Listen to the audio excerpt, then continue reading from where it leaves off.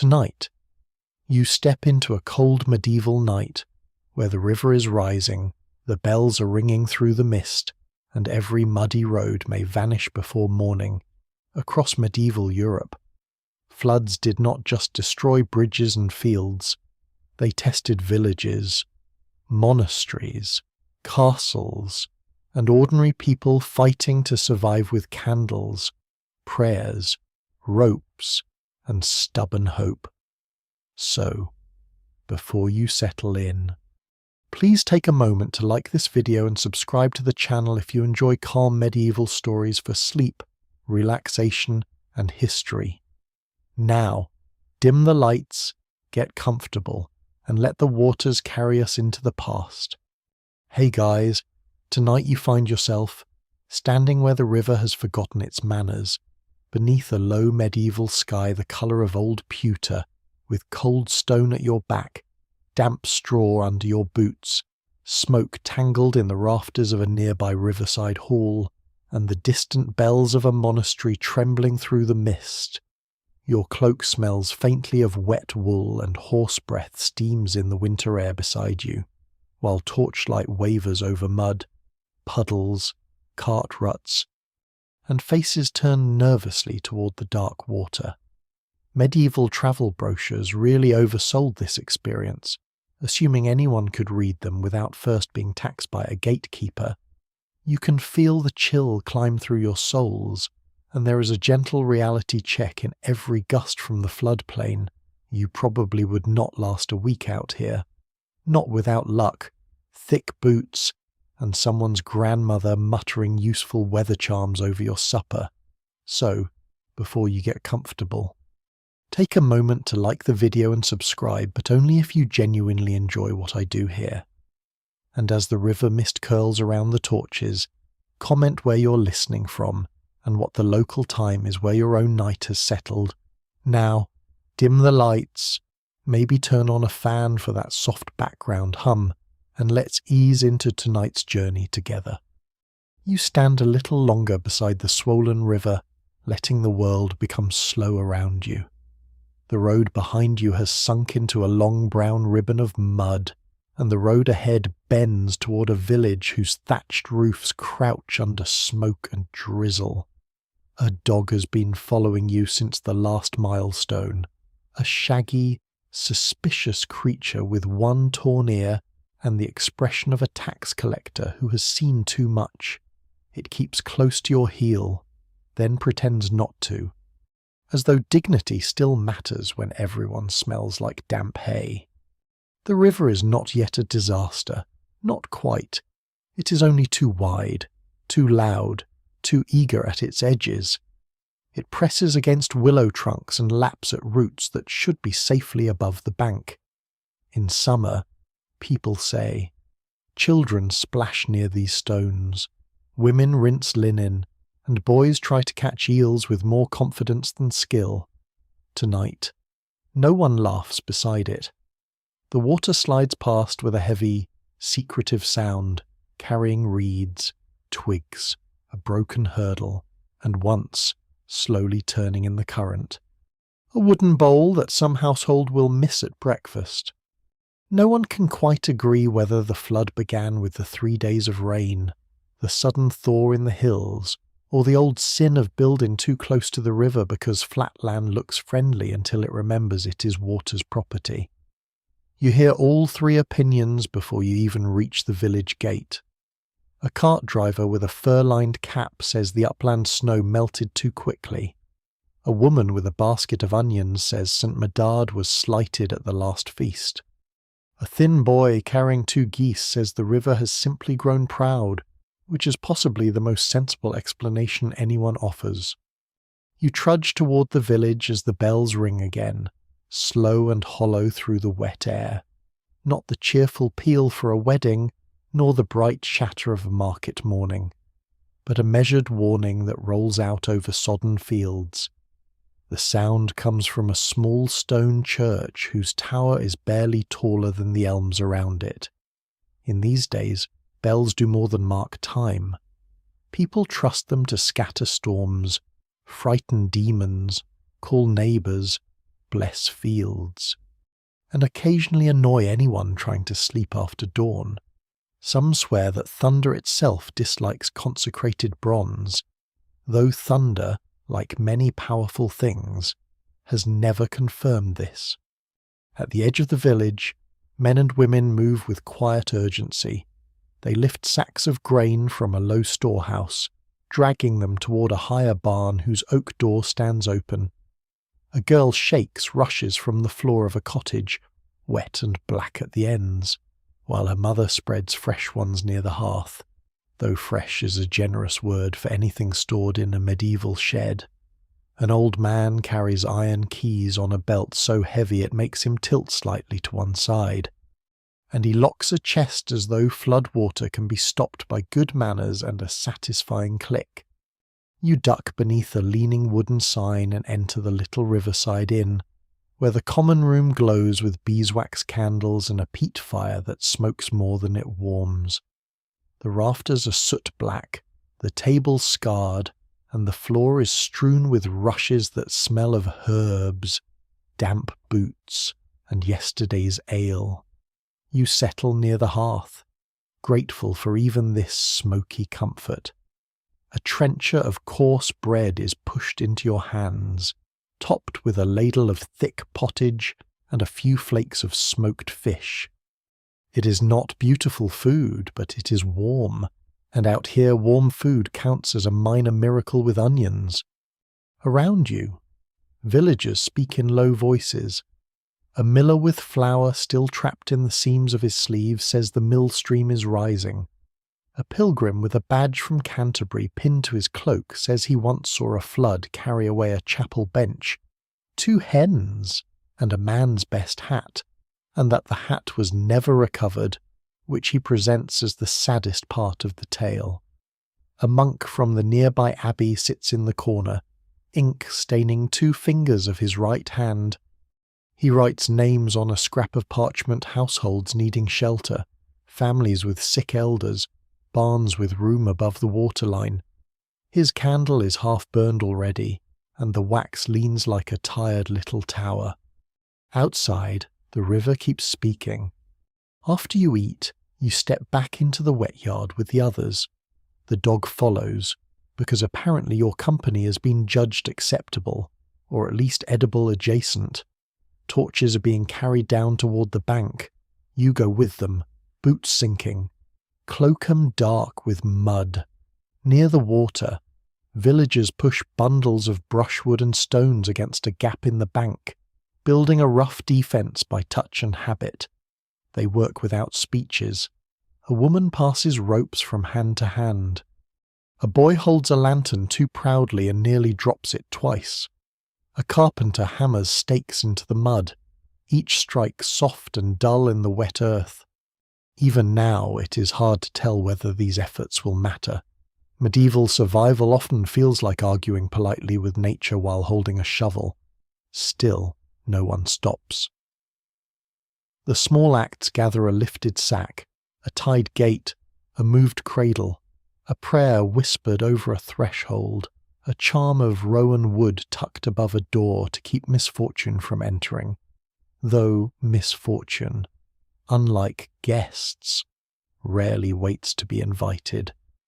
The priest arrives with his cloak pulled over his head and a little reliquary clasped beneath it. Some say it holds a thread from a saint's garment.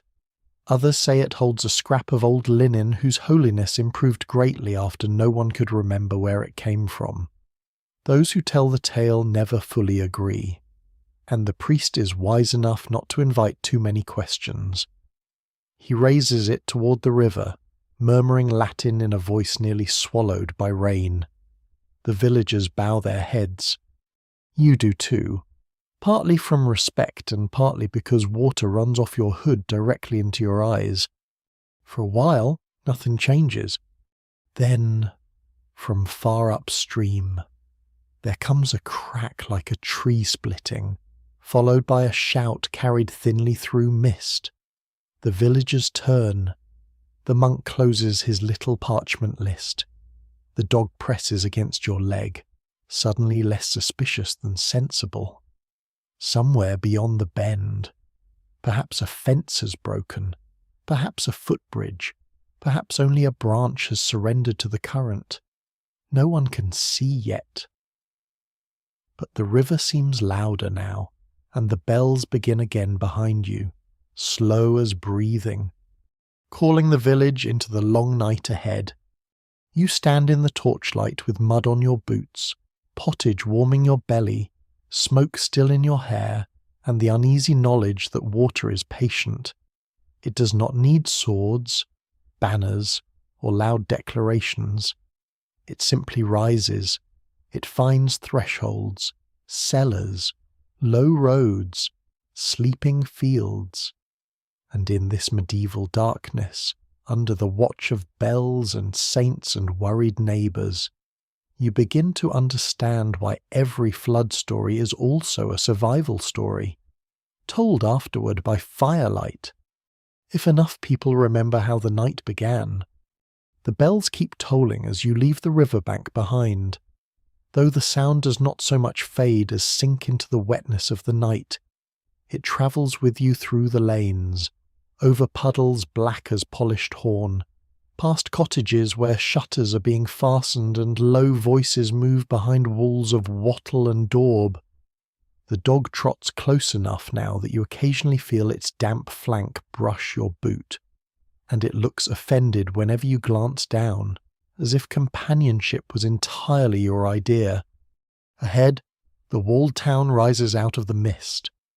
It is not a grand city with marble towers and heroic gates, because this is medieval Europe and most places are doing their best with stone, oak, and optimism.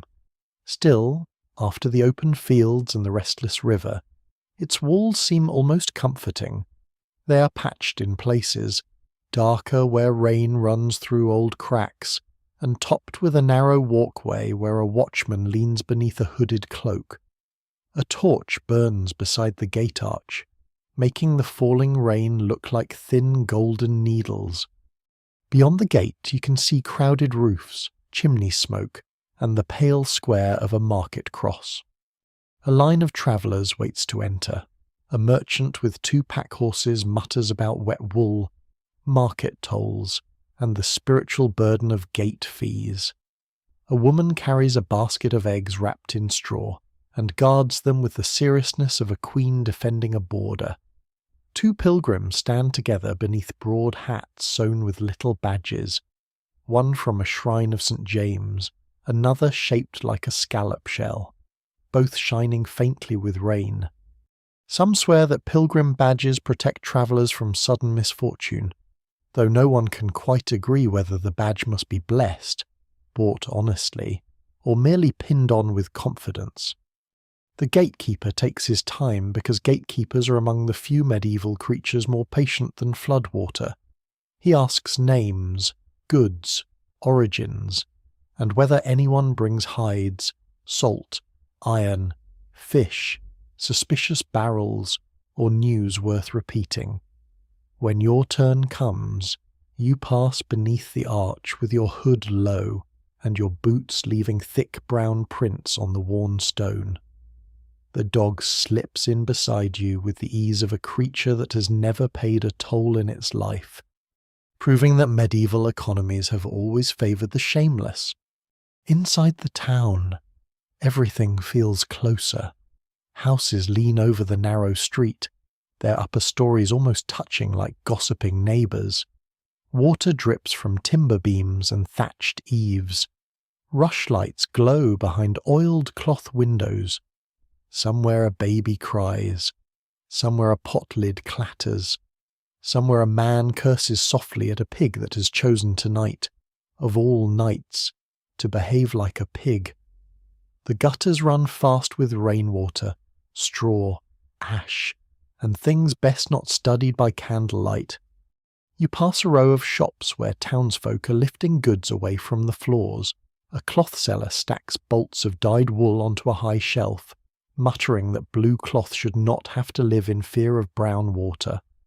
A cobbler gathers shoes into baskets and hangs them from rafters, making the shop look as if a small army of feet has gone to sleep overhead. At a baker's stall, Coarse loaves are carried into an upper chamber, while the baker's wife spreads sand near the threshold, hoping to slow the creeping wet. It is a practical habit in low streets, though one old neighbour insists sand also confuses spiteful water spirits, who apparently have poor attention to detail. You move toward the market square, where the town's heart beats under rain. The market cross stands in the centre, dark and slick, with carved saints worn nearly faceless by time and weather. Around it, merchants cover their stalls with waxed cloth, tie ropes tighter, and argue over who may store goods in the guild hall. A fishmonger has raised barrels of salted herring onto planks. A spice seller, who owns more confidence than spices, holds a little bag of pepper under his cloak as though guarding a royal hostage. Nearby, a woman ladles hot ale from a pot, sweetened with honey and herbs, and the steam rises in fragrant curls that make the whole square briefly seem kinder. You buy a wooden cupful and hold it between both hands. The heat seeps into your fingers. The drink tastes of malt, smoke, and something green from a monastery garden. It is not elegant, but elegance is rarely the point when your socks are losing the war.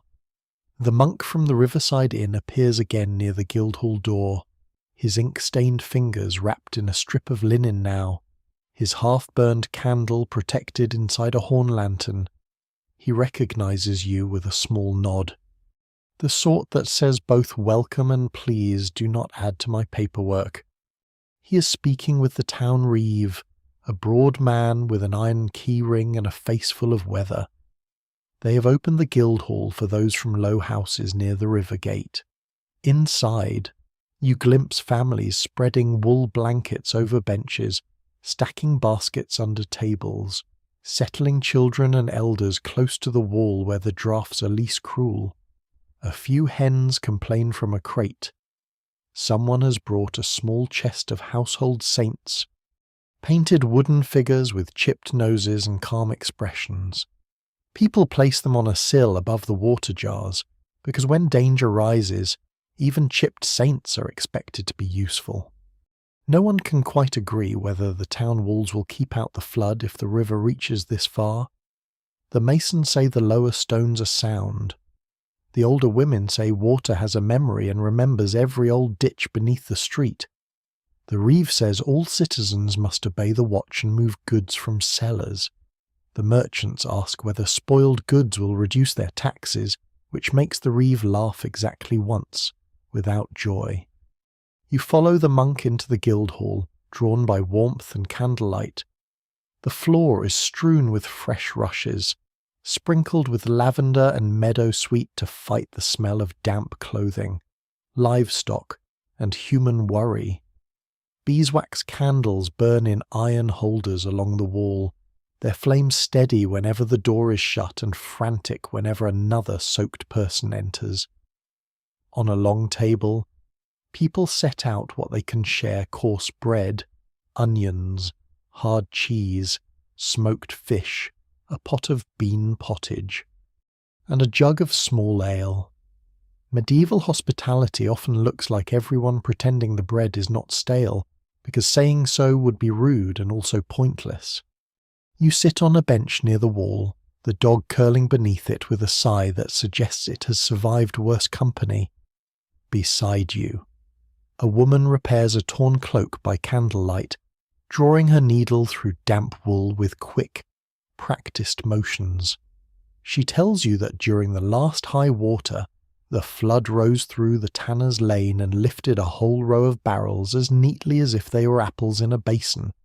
Some swear one barrel floated all the way to the next parish and was claimed as a miracle. Others say the tanner simply walked after it and took it home. Those who tell the tale never fully agree, especially after ale.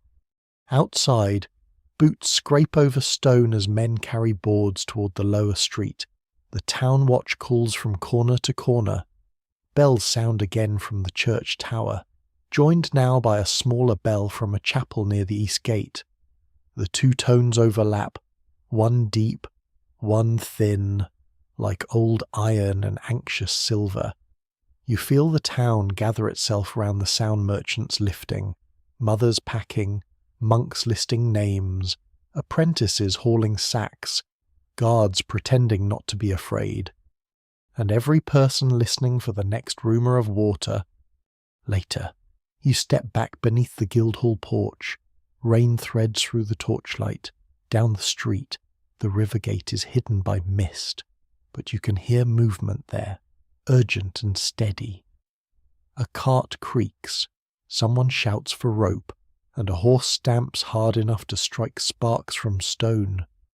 The town is awake now, not with panic, but with that slow medieval stubbornness that has rebuilt roofs after storms, bridges after ice, and hope after every bad harvest.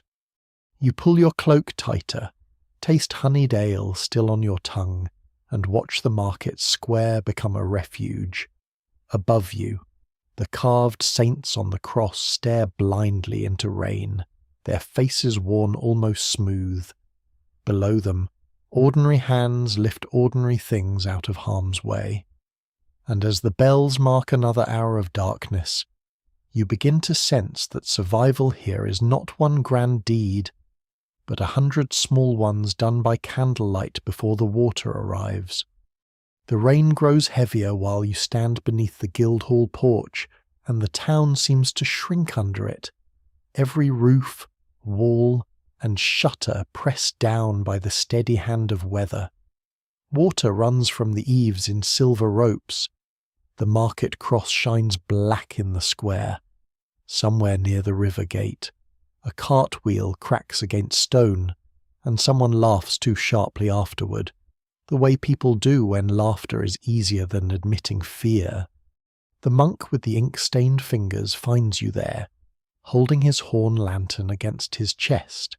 His name, you learn, is Brother Osric, though he says it so softly that the rain nearly eats it.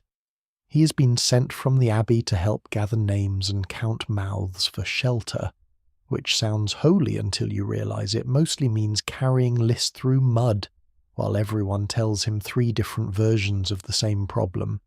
Medieval charity, like medieval travel, contains far more paperwork than songs suggest.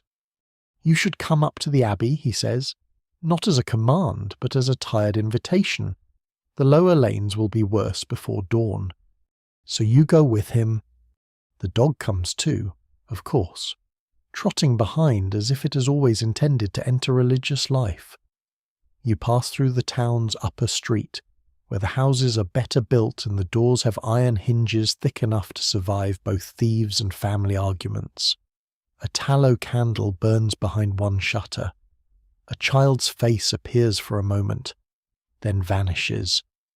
The bells are louder here, for the abbey stands beyond the north wall on a rise of stone, and its tower keeps speaking into the storm.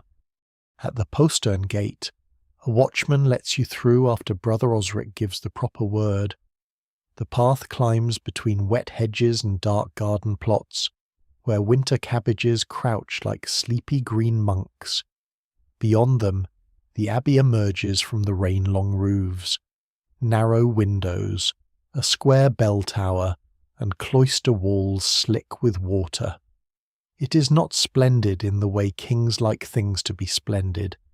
It is older, quieter, more stubborn.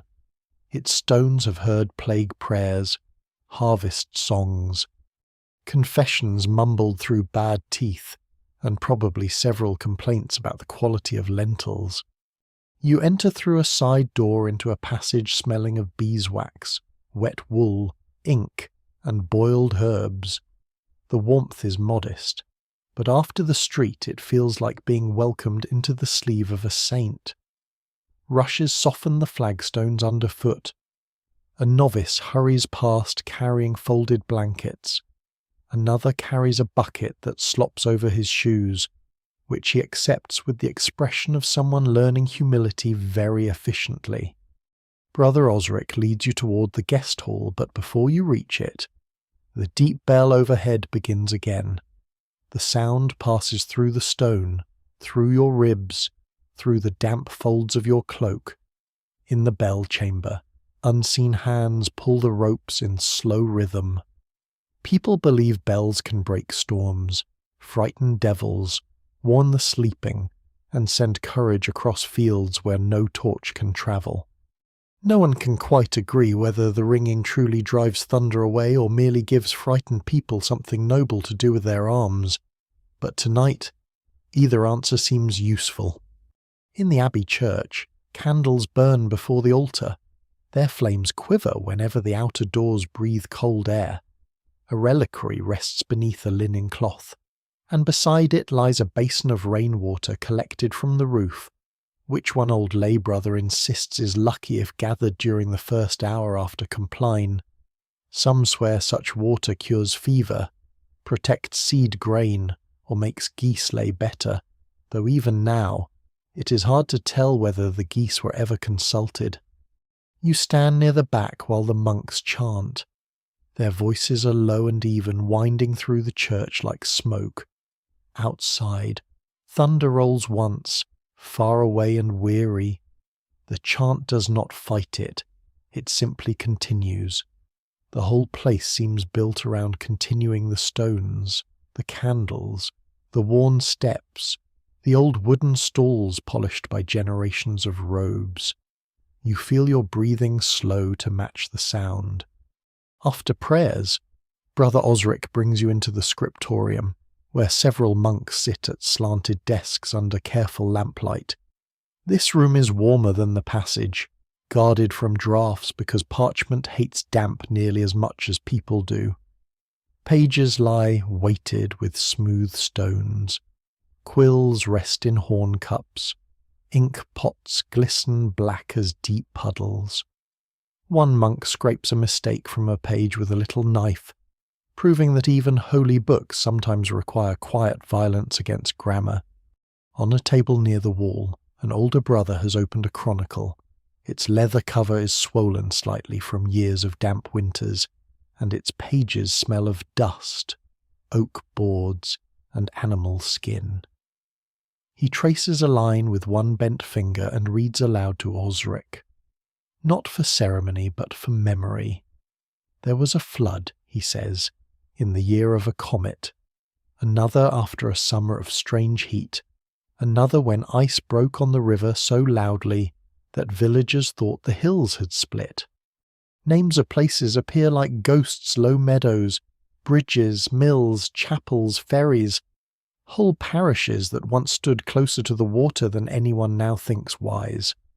Those who tell the tale never fully agree about the greatest flood. In one account, a saint's relic stopped the water at the church steps.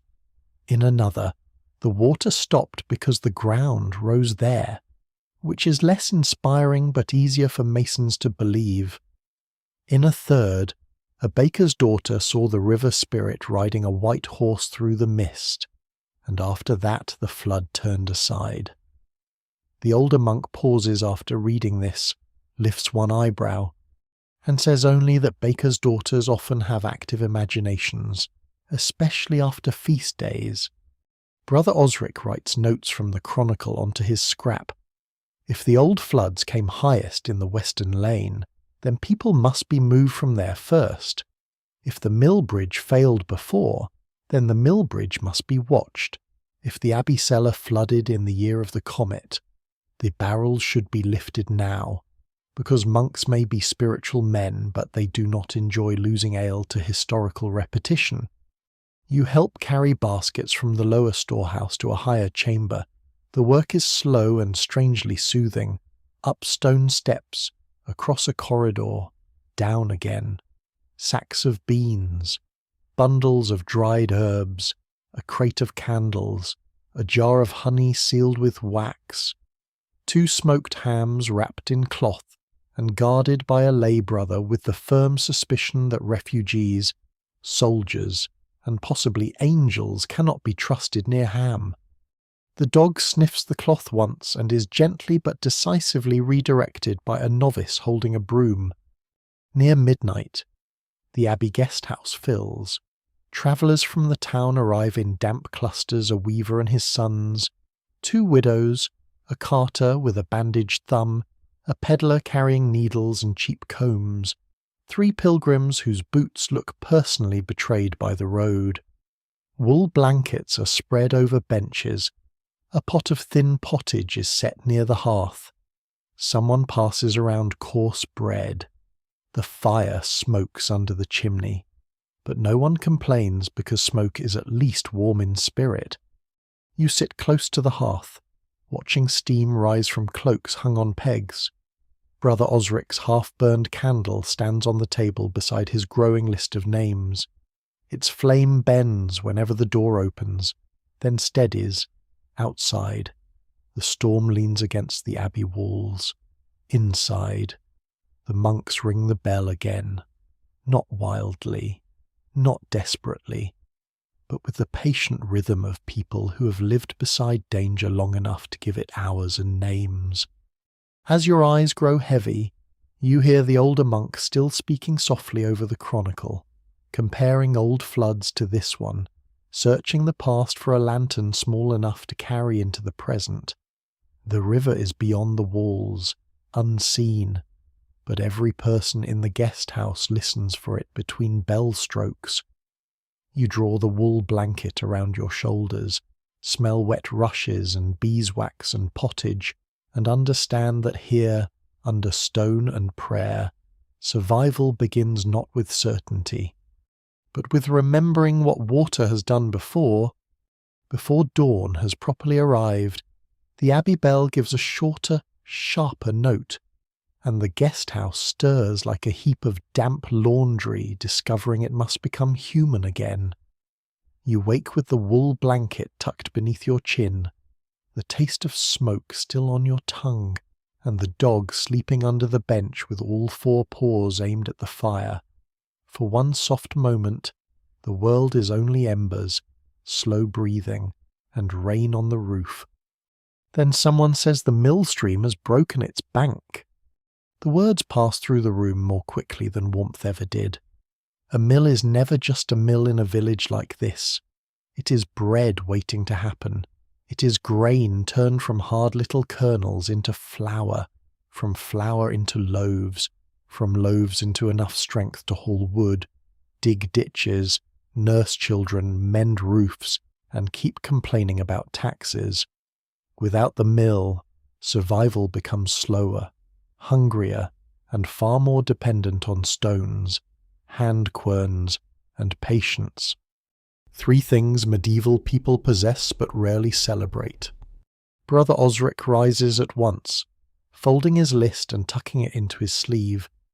The old monk from the scriptorium mutters that the western channel always was badly cut, though no one can quite agree whether he predicted this yesterday or merely improved his memory this morning. You pull on your cold boots, which have spent the night becoming even more themselves, and follow the others out into the grey. The rain has thinned to a needling drizzle, but the whole world remains soaked. Dawn seeps behind the clouds without brightening them. The path down from the abbey shines with mud, and the hedges drip steadily onto your shoulders. Your cloak is heavy. Your fingers are stiff. The dog trots ahead now, energized by the crisis or possibly by the chance of dropped breakfast. At the town's edge, villagers gather with ropes, hooks, shovels, baskets, and wooden hurdles. A carpenter carries a mallet tucked through his belt. 2 boys drag a coil of rope nearly as large as themselves, stepping on it every few paces and glaring at each other as if rope has political opinions. The miller stands near the front, flour streaked pale across his beard and rain darkening his cap. His wife carries a ring of iron keys, the same practical weight you saw last night on the old storehouse keeper, and she keeps touching them as though the sound might hold the mill together. You walk with them along a track that runs between flooded gardens and low pasture. Here and there, water lies over the grass in shining sheets, broken by fence posts and the tops of winter cabbages. A few hens have taken refuge on a cart axle and look offended by history. From the river comes the deep, ongoing growl of too much water moving with too much confidence. The mill appears beyond a stand of alders, a squat timber building beside a race of brown water, its wheel half choked by branches. In calmer days, the mill stream would run obediently through its channel, guided by wooden sluices and gates, turning the wheel with steady labour. Today, obedience has clearly ended. Water has spilled around the side, cutting into the bank, pulling soil away in dark mouthfuls. One small bridge of planks near the sluice has twisted sideways, and the mill wheel shudders whenever a branch strikes it. Some swear that mills attract troublesome spirits because running water never likes being forced to work. Others say millers invented this belief to explain strange noises, missing grain, and the general suspicion everyone already had about millers. Even now, it is hard to tell whether superstition or bookkeeping has caused more arguments in such places. The miller gives orders with a voice that tries to sound calm and only partly succeeds. The wooden sluice must be raised, then braced. Brushwood has to be packed into the broken bank. Sacks of grain stored in the lower room must be carried out before the floor floods. No one waits to be heroic. They simply begin. You're given a sack of rye meal, which is heavier than it looks and has the moral character of a sleeping ox. You lift it with another traveller and stagger from the mill's lower room toward the higher shed. Inside, the air smells of wet timber, flour dust, river mud, and old grain. The floorboards tremble beneath your boots.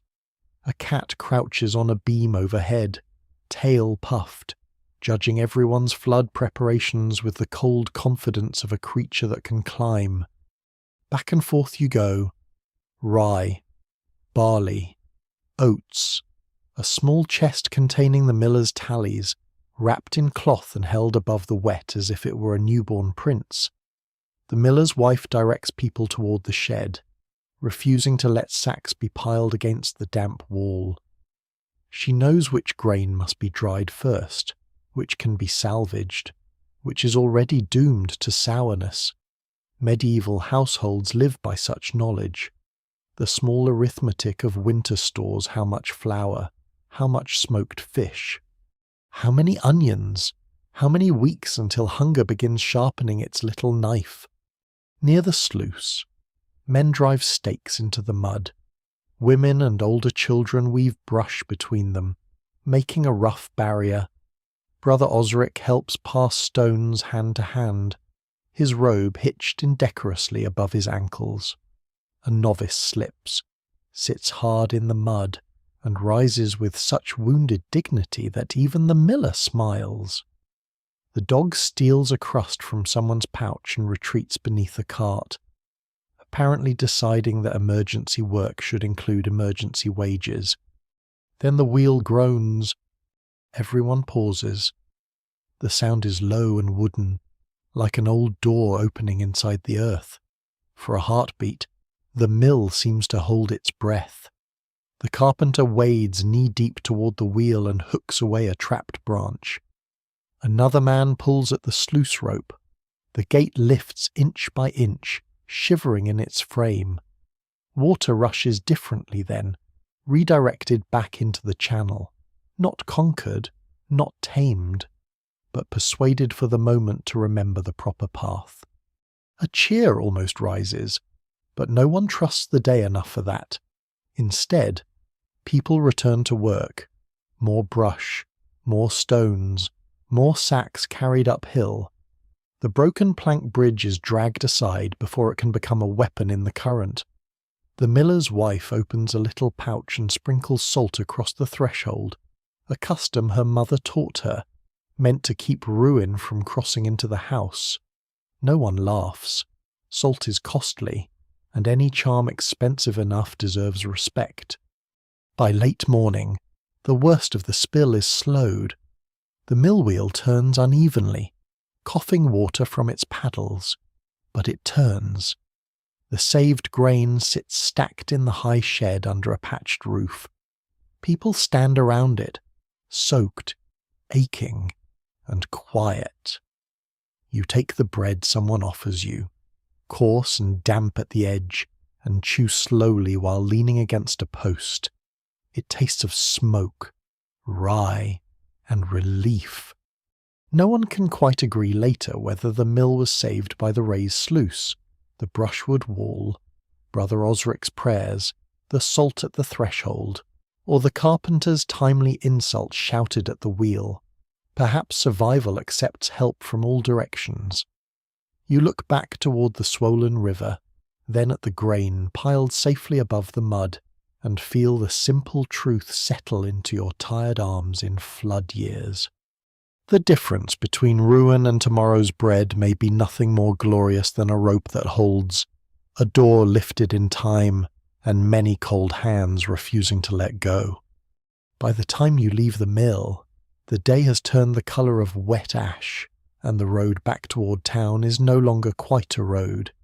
It is a suggestion, a memory, a long trampled softness between hedges where water gathers in every hollow and waits for careless ankles.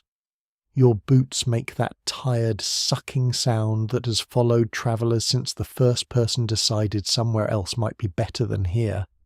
The dog trots beside you with its stolen crust long gone, carrying itself with the smug air of one who has contributed greatly to the saving of civilization. Behind you, the mill wheel keeps turning in fits and shudders, and that uneven sound follows for a while through the rain. Ahead, the town wall rises again, darker than before, its stones streaked with runoff. Smoke bends low from chimneys. The market square is hidden beyond the gate, but you can hear voices inside, muted by weather and distance. The whole place seems to be listening to the river, even when people speak of other things. Near the western gate, a broken cart has been pulled beneath the arch, one wheel split clean through its rim.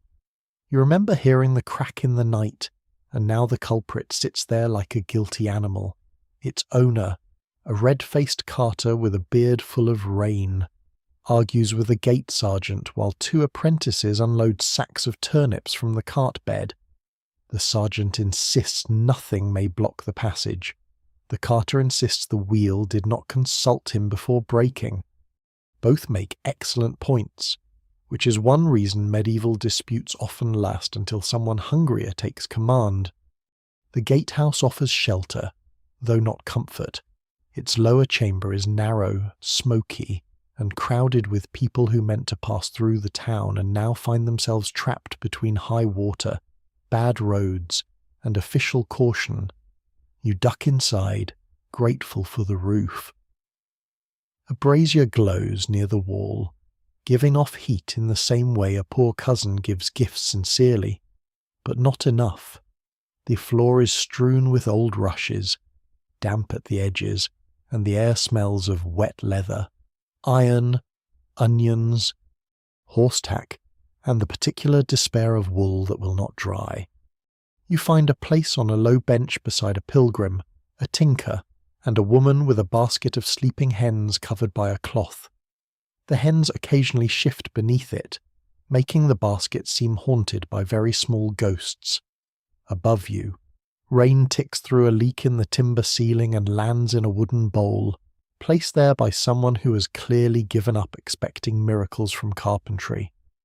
The gate sergeant comes in after a while, shaking water from his cloak. He wears a short sword, a padded cap, and the expression of a man who's been asked the same question since sunrise. No, the West Road is not safe. No, the bridge below the meadows is not passable. No, he does not know when it will clear. No, shouting will not make the river more reasonable. He delivers these judgments with admirable consistency, then warms his hands over the brazier and accepts a cup of ale from the carter, proving that firmness and thirst can live in the same soul. As evening deepens, the gatehouse becomes its own small world. Travellers lean close to the fire and begin trading stories, because when roads close, tales open, The pilgrim beside you says he once crossed a flooded causeway near Ely, where the water shone under moonlight so wide and flat that he thought he was walking into the sky. A tinker swears he saw a churchyard flood so suddenly that wooden grave markers floated off in a line like solemn little boats. The woman with the hens says this is why her mother always tied blessed thread around the house latch before heavy rain. Some swear such thread keeps water from entering. Others say it merely helps you find the latch in the dark. No one can quite agree which is the greater blessing. Brother Osric arrives after sunset, his robe muddied nearly to the knee, his horn lantern fogged from within. His half-burned candle is still inside it, smaller now, but stubborn. He carries news from the abbey and the town the lower lane is being emptied. The mill holds for now. The river has risen by another handspan against the willow stones, and the old ferry rope has snapped upstream. At this, several people cross themselves. A ferry rope is a humble thing until it breaks. And then every traveller remembers how deeply water enjoys separating people from where they meant to be.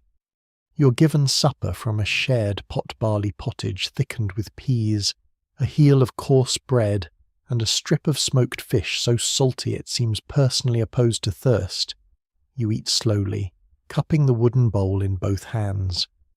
The dog settles under the bench again, nose on paws, watching everyone with grave interest in case anyone mishandles food. A child from the carter's family offers it a turnip peel. The dog accepts, then looks betrayed by the entire vegetable kingdom. Rain drums harder against the gate.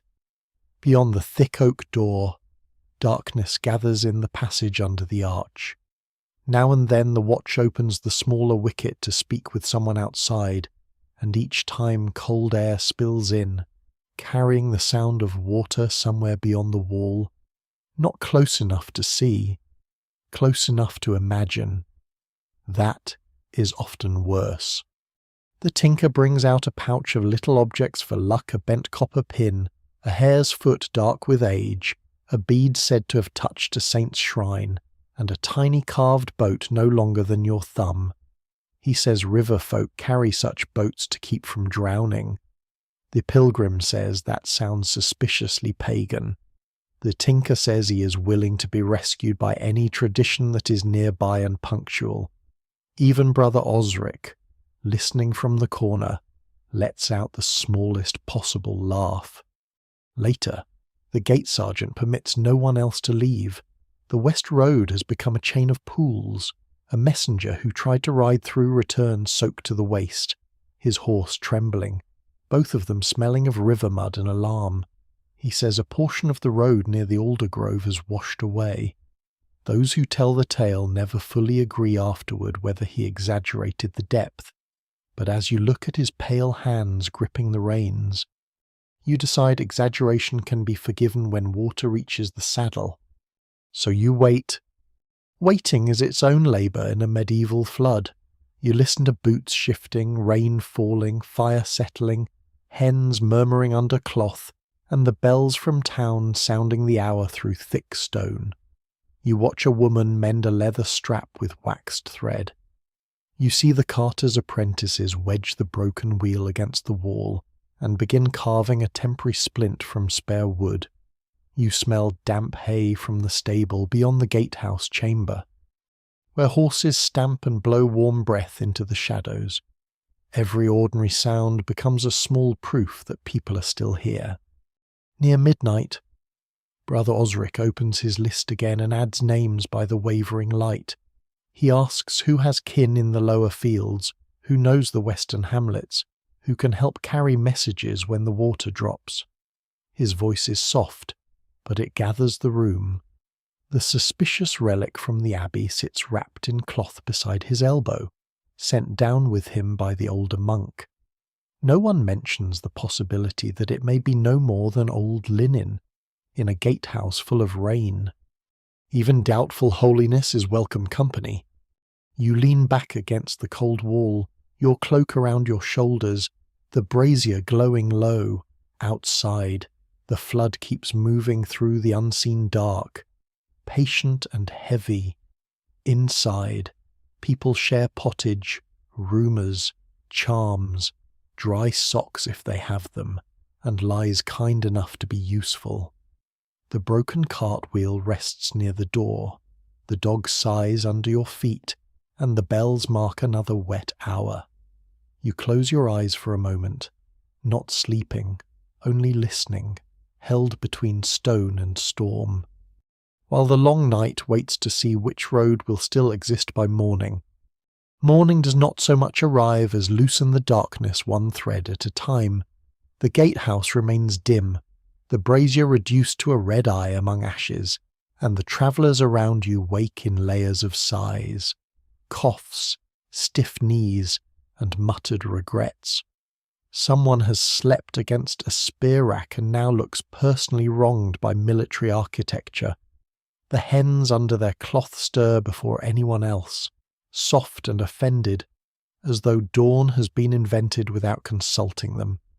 You rise from the bench with your cloak creased around you, and your back carrying the memory of stone. The dog wakes instantly, stretches, and gives you a look that suggests breakfast should have been arranged hours ago. Beyond the gate, the rain has stopped, but the silence after it feels large and uncertain. Water drips from beams. Somewhere in the town, a bell rings prime from the church tower, its note thin in the grey air. The gate sergeant opens the oak door at last, and daylight enters like a cautious guest. Outside, the road west lies under mist. The broken cartwheel has been splintered well enough to move, though no one trusts it farther than the next argument.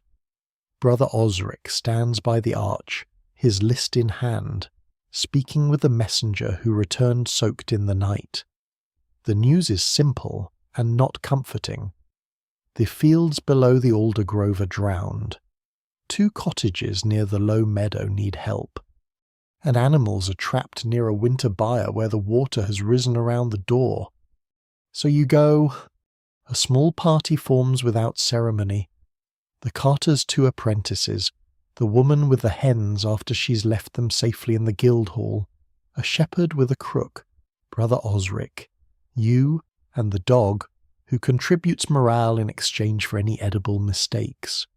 You pass through the gate and onto the road, which shines with shallow water and scattered straw. The town behind you smells of smoke and wet stone. Ahead, the countryside has changed overnight. Fields that yesterday held furrows, cabbage rows, and stubbled pasture now lie under brown water. It spreads across the land in wide, trembling sheets, broken by hedges, fence posts, orchard trees, and the higher ridges of ploughed earth. The river itself is somewhere beyond, but it has sent its fingers everywhere. A wooden rake floats near a gate. A barrel bobs in a ditch with solemn purpose. Farther off, a haystack stands as an island, and on top of it sit 3 sheep, looking as if they have discovered monastic life and are not impressed. You step carefully along the raised edge of the track. Mud sucks at your boots. Cold water slides over your toes when the path dips. Brother Osric lifts his robe and mutters something about humility again, though you suspect humility would be more popular if it came with dry footwear. No one can quite agree whether floods make people kinder or merely too tired to quarrel. But this morning, even the grumbling has softened into usefulness. At the first cottage, the door stands open above a yard drowned ankle deep. Smoke still curls from the roof hole, a good sign. Inside, an old woman sits on a stool with a wool blanket over her knees, while her granddaughter packs small things into a chest: a bone comb, a wooden spoon, a pouch of salt, 2 pewter buttons, a little image of St. Christopher darkened by soot. The old woman refuses to leave without her iron pot. She says it belonged to her mother and has boiled pottage through 3 bad winters. 2 feasts, and 1 marriage she should have reconsidered. Some swear an old household pot carries the luck of everyone it has fed. Even now, it is hard to tell whether that is superstition or simply affection made heavy with iron. You carry the pot. It is heavier than several moral failings, but the old woman watches you with such fierce trust that you hold it high and step back through the water. The apprentices lift the chest. Brother Osric helps the old woman onto a cart brought from higher ground. The dog circles importantly, barking once at a floating stool, which retreats with the current and is therefore counted as defeated. Farther along, near the byre, the water reaches your calves. The cold bites through wool and leather. Inside the low building, cattle shift and snort in the dimness, their breath steaming, their hooves splashing in rising muck. The shepherd unlatches the door while the woman with the hens speaks softly to the animals, calling them sweet saints, poor ladies, stubborn barrels, and other names of rural tenderness. One by one, they are led out along a rope toward higher pasture. A calf balks at the threshold, eyes wide, legs stiff. The shepherd tugs. The calf refuses. The dog barks. The calf considers this legal advice and finally moves. By midday, your hands are numb from ropes, wet wood, and cold hides. You help pull a pig from a flooded pen, an undertaking that teaches everyone present that pigs are not grateful in any language. The carter's younger apprentice slips and lands sitting in the water while still holding the pig's lead rope. He rises dripping, triumphant, and covered in a smell that will probably follow him into old age. Brother Osric makes a note on his parchment, then another, because even disasters must be properly recorded if the abbey is to distribute grain fairly later. You pause near an orchard where the ground rises a little above the flood.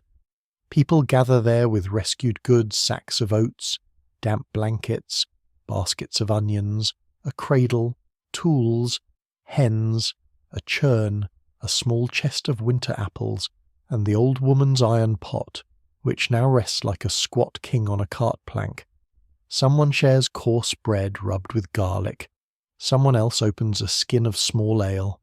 You eat standing up, watching water move through the lower trees. The villagers speak quietly of what is lost and what is not. A boundary ditch has vanished. A footbridge is gone. One man's bee skeps may be ruined, which matters more than it first sounds, for wax gives candles, honey sweetens ale, and bees are treated by many households almost like tiny, unpaid parishioners. Some people even tell their bees important news, births and deaths especially, lest the hives grow offended and leave. Those who tell the tale never fully agree whether bees truly care about human sorrow, but no one wise insults a creature that makes sweetness from flowers and carries a sting.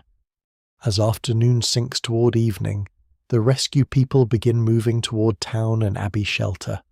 The drowned fields lie behind them, not silent, but changed water whispering through hedges, ducks exploring stolen territory, the river's brown shine under a pale sky. You walk slowly with the others, carrying a bundle of tools over one shoulder. Your legs ache. Your cloak drips. Your boots have become less footwear than personal wetlands. Yet the line of people keeps moving. A grandmother on the cart holds her soot-dark saint. A child carries 2 onions like treasure. The dog pads beside you, occasionally glancing back at the fields as if memorizing them for future suspicion. Ahead, the town walls and abbey tower rise through mist, and the bells begin once more, not warning now, but gathering. You understand, as the sound crosses the drowned land, that survival is not only escape from water, it is the saving of pots, seed, animals, names, tools, stories, and the stubborn little habits that make tomorrow recognizable. The flood has covered the fields, but not yet the will of those who know where the higher ground lies.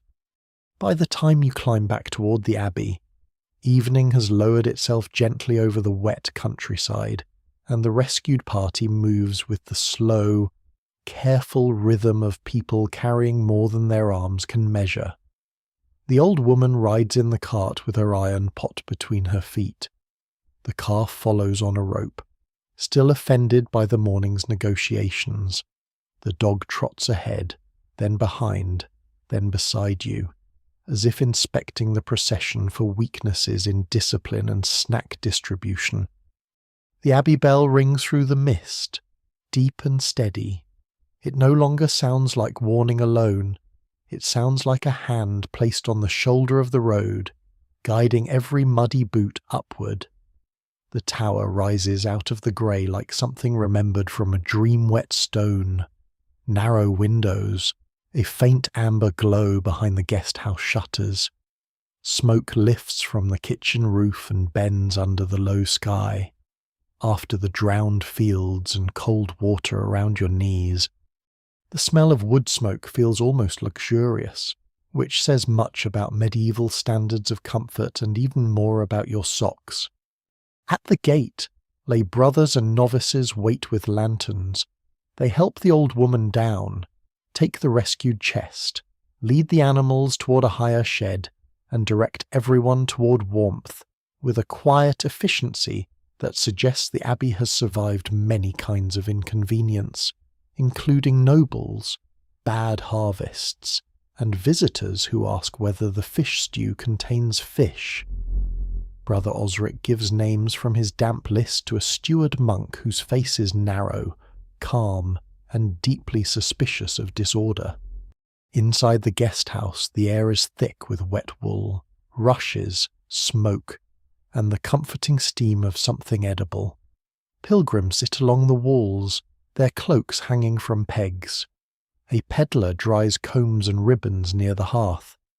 2 children sleep under a table, wrapped together in a brown blanket, while their mother rubs warmth back into her hands. On one bench, a man polishes mud from a pilgrim badge as if St. James himself might refuse to recognize him under the dirt. You're given a place near the fire and a bowl of thin but welcome pottage, with leeks floating in it like pale green reeds after a calmer flood. There is bread too, coarse and dark, and a little cheese hard enough to resist both teeth and despair. You eat slowly, feeling warmth move down through you. The dog receives a heel of bread from the old woman, who says no creature that barked so bravely at a stool should go unfed. The dog accepts this praise with an air of solemn heroism, though those who witnessed the event never fully agree whether the stool was a serious enemy. The monastery has become a small harbour of bodies and bundles. Along one wall, rescued objects wait in careful piles: tools, baskets, wool blankets, a cradle, a sack of oats, a churn, 2 iron pots, a cracked painted saint, and a little wooden chest that smells of apples. A novice sets fresh rushes over the floor, sprinkling them with dried lavender and rosemary from the abbey stores. Such herbs do not defeat the smell of soaked boots, but they negotiate bravely. Some swear rosemary keeps ill dreams away if tucked beneath a pillow. Others say it simply reminds you of better kitchens. No one can quite agree, and both comforts are welcome. Brother Osric sits at a table beneath a horn lantern, rewriting his smeared notes onto cleaner parchment. His fingers are ink-stained again, the black marks deep in the creases. Beside him rests the half-burned candle, shorter than ever, yet still present, still useful. He records who has arrived, who needs dry bedding, who has lost grain, who has animals in the upper shed, who may have kin beyond the washed road. Medieval mercy, you begin to see, often looks like a tired monk with cold hands making sure no one is forgotten. Past the guest house door, in a chamber that smells of vinegar and dried leaves, The abbey infirmera works by lamplight. You watch him grind herbs with the stone pestle betony, sage, yarrow, and something bitter kept in a cloth pouch. He mixes a warming drink for those chilled by the flood and ties clean linen around a boy's scraped shin. A jar of leeches sits on a shelf, quiet and dark, waiting for some future ailment to become their business. Medieval healing is half herb, half prayer, half guesswork, which is too many halves, but no one here is in a position to complain. The infirmera gives the old woman a cup of warmed ale with honey and a pinch of spice. She sniffs it, approves, and says her own grandmother cured flood chill with garlic, goose fat, and a charm spoken backward. Even now, it is hard to tell whether such remedies healed the body, the courage, or merely the family's need to do something immediately. Still, the old woman drinks, and colour returns to her cheeks, so the cup is counted as a success. Later, a procession forms quietly in the passage outside, not grand, not formal, but enough to turn heads. 2 monks carry the abbey reliquary beneath a small cloth, while another holds a lantern before it. The suspicious relic, perhaps saintly linen, perhaps not, is being taken through the guest house and toward the church.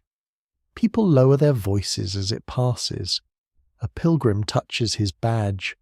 A mother bends her head over her sleeping child. The dog watches the reliquary with interest, then wisely decides not to investigate holiness by smell. You follow at the edge of the group into the abbey church. Candles glow along the altar rail, reflected faintly in wet footprints on the stone. The chant begins low, barely above breath, and rises into the rafters where shadows rest. The monks pray for safe waters, spared bridges, dry grain, missing kin, and animals gathered on high ground. No one asks the river to vanish. They ask it to pass. That seems a more medieval prayer, humbler and more practical. The sort offered by people who know nature rarely accepts commands but sometimes accepts waiting. When the prayers end, you return to the guest house more slowly. Outside, rain has stopped, drips fall from the roof edge, one by one. The abbey yard glimmers with puddles. In the distance, beyond wall and orchard, the drowned fields lie under darkness. You cannot see them, but you feel them, wide and cold under the night. Inside, the fire has burned low and red. People settle into blankets. Someone murmurs a story about a bridge saved by a saint. Someone else says it was saved by better carpentry. The argument is too sleepy to become dangerous. Brother Osric rolls his shoulders, sets down his quill, and blows gently on the fresh ink. The half-burned candle has become a little stub, but its flame still holds. You lie down among strangers who are no longer quite strangers, wrapped in wool that smells of smoke, rosemary, and damp travel. The dog turns twice near your feet and drops with a sigh. Around you, the abbey breathes stone cooling, fire settling, monks moving softly in distant corridors, bells preparing to mark another hour, and as sleep begins to gather at the edges of your thoughts, you understand the guest house not as a place of escape, but as a shelter of remembering hands, where every bowl, blanket, herb, prayer, and written name says quietly that the flood may rise, but it does not get to carry everyone away alone. Morning comes with a pale stripe of light under the guest house door and the slow stirring of many people trying not to wake too quickly. Someone coughs in the corner, a child murmurs in sleep, the fire has gone soft and grey, with one red seam glowing beneath the ash like a secret it has not yet confessed.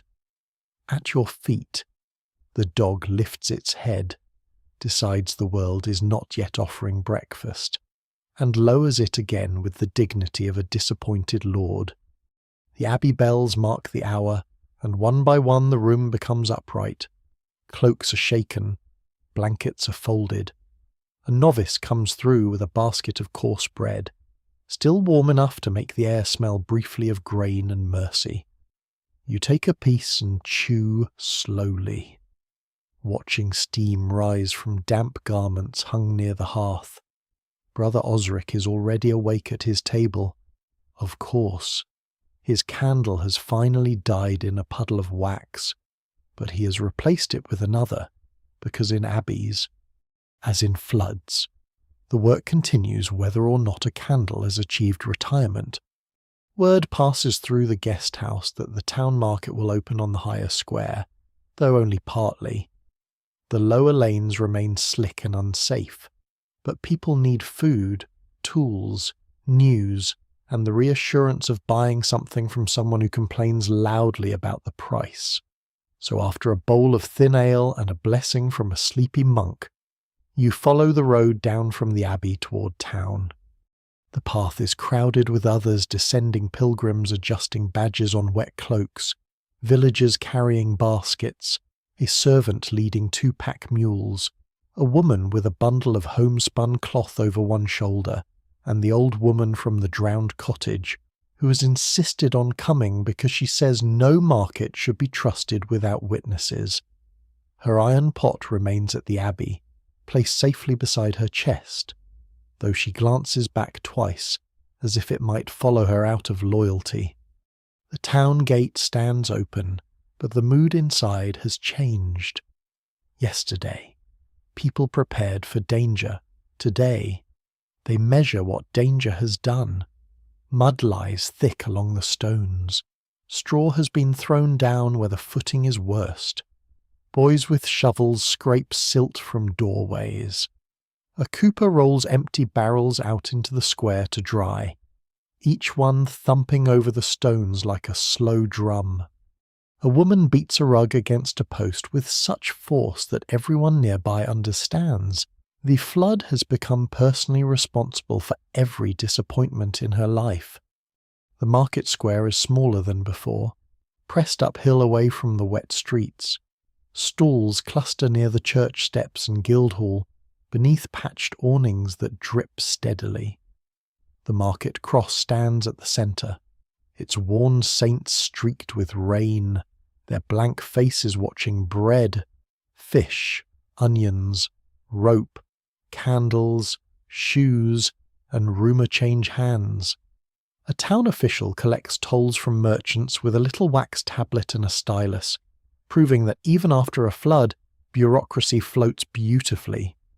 You pass a baker's board where loaves are fewer and smaller.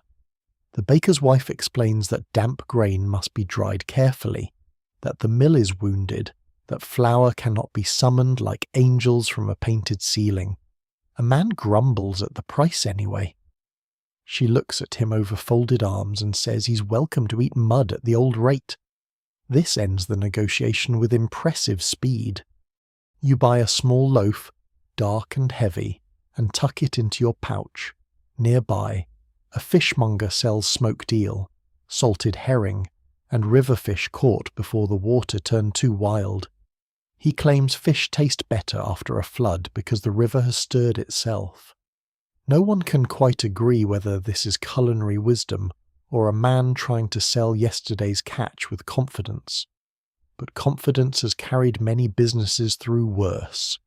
Under a striped awning, an herbal woman has set out bunches of dried plants, sage, rue, yarrow, fennel, rosemary, and little tied charms of rowan and red thread. She says rue hung over a doorway keeps sickness away after bad water. She also sells vinegar steeped with herbs for washing hands and bowls, which seems more likely to help, though in medieval life the useful and the magical often share the same shelf. Some swear a sprig of elder under the pillow keeps fever dreams from climbing into the skull. Others say elder trees shelter spirits and should not be cut without apology. Even now, it is hard to tell whether the safest course is medicine, politeness, or both. You watch people trade more than goods. They trade warnings. The West Road is gone near the alder grove. The mill still turns, but slowly. A bridge downstream has shifted on its pilings. A cow was found alive in an orchard, which everyone agrees is good news, though the cow herself reportedly disagreed with the rescue process. 2 boys claim they saw a chest floating in the current, locked and bound with iron. A peddler says such chests always belong to misers or ghosts. The old woman says if it floats past her, she will ask questions after opening it. Brother Osric moves through the square with his new candle lantern and cleaner parchment. He notes which households need grain, who has spare loft space, who can lend carts once the roads harden, who has lost tools, and who merely says he has lost tools because generosity is walking round with a list. The town reeve stands beside him, hearing disputes before they ripen into proper quarrels. Behind them, sacks of dry meal are being brought from the Guildhall store, weighed and marked for families from the lower lanes. You stop near a stall selling candles. The chandler has beeswax tapers for the church and wealthier houses, yellow and faintly sweet, and cheaper tallow dips for everyone else, which smell less holy and more like an animal reconsidering its choices. Candles matter in a season like this. Night comes early. Work stretches late. Flooded houses need cleaning after dark. Prayers need flame. Children need something warm to look at when the wind presses the shutters. The chandler tells you that the abbey bees may suffer if their skeps took water. He says people must inform the bees of the flood properly, or they may stop making honey out of sorrow. Those who tell the tale never fully agree whether bees mourn human disasters. But the chandler speaks with such grave certainty that you imagine a monk solemnly leaning toward a hive and saying, "Bad news, small ladies, the lower fields are under water." It would not be the strangest ceremony you have seen this week. Near midday, the square grows louder. Hooves clatter, wheels bump, children dodge between adults, and a potter displays bowls that survived because his kiln stands on higher ground. A muddy apprentice knocks one over and catches it against his chest with both hands, freezing in terror. The potter stares at him for a long breath, then says the saints must have quick fingers today.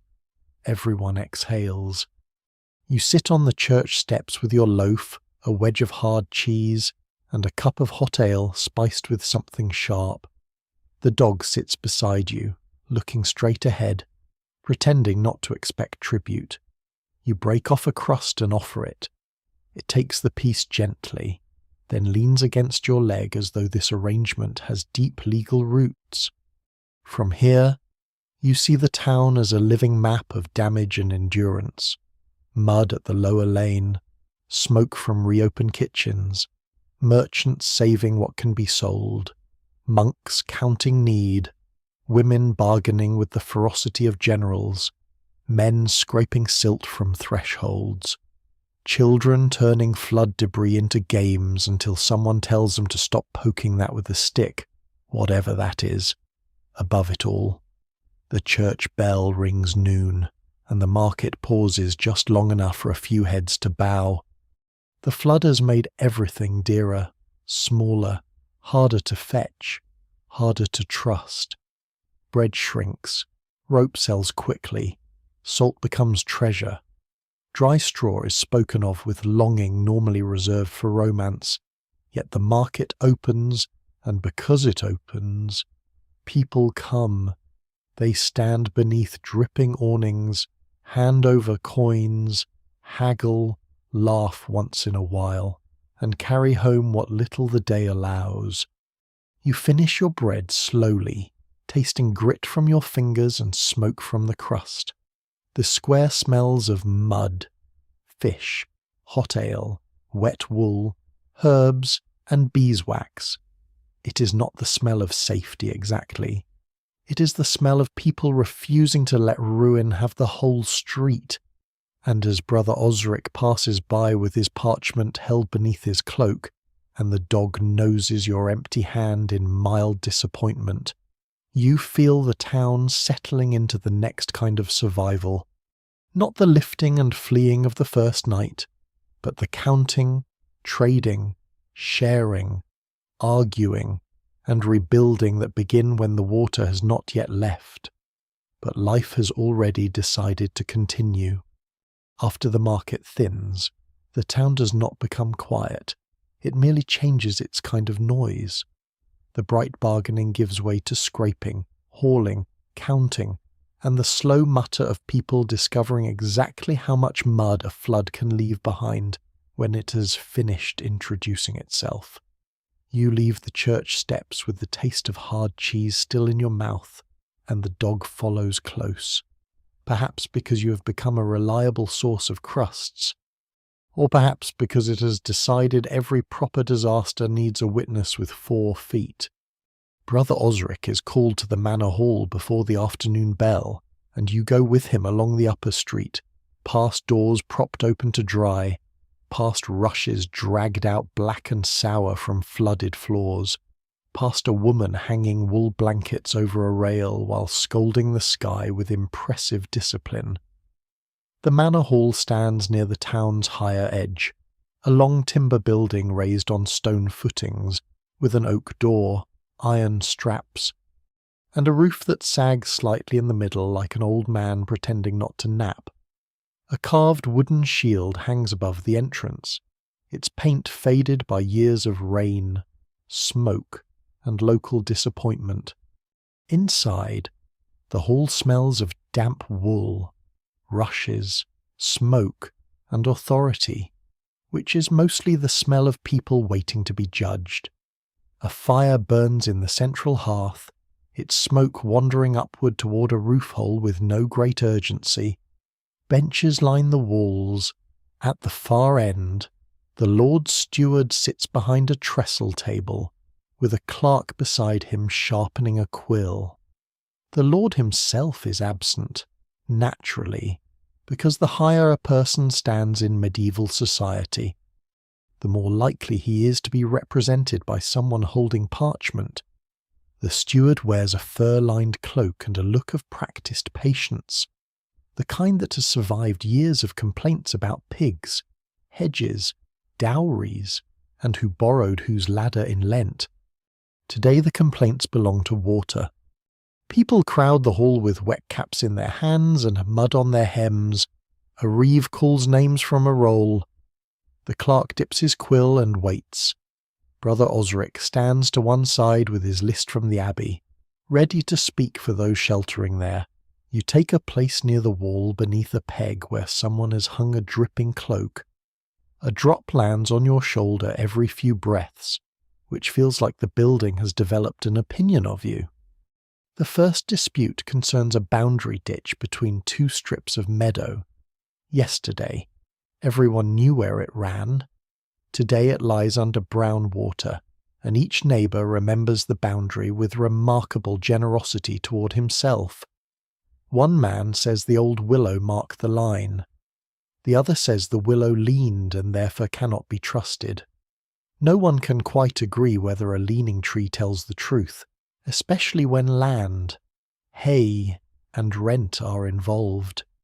The steward listens, asks about witnesses, and sends 2 older villagers to inspect the place once the water drops.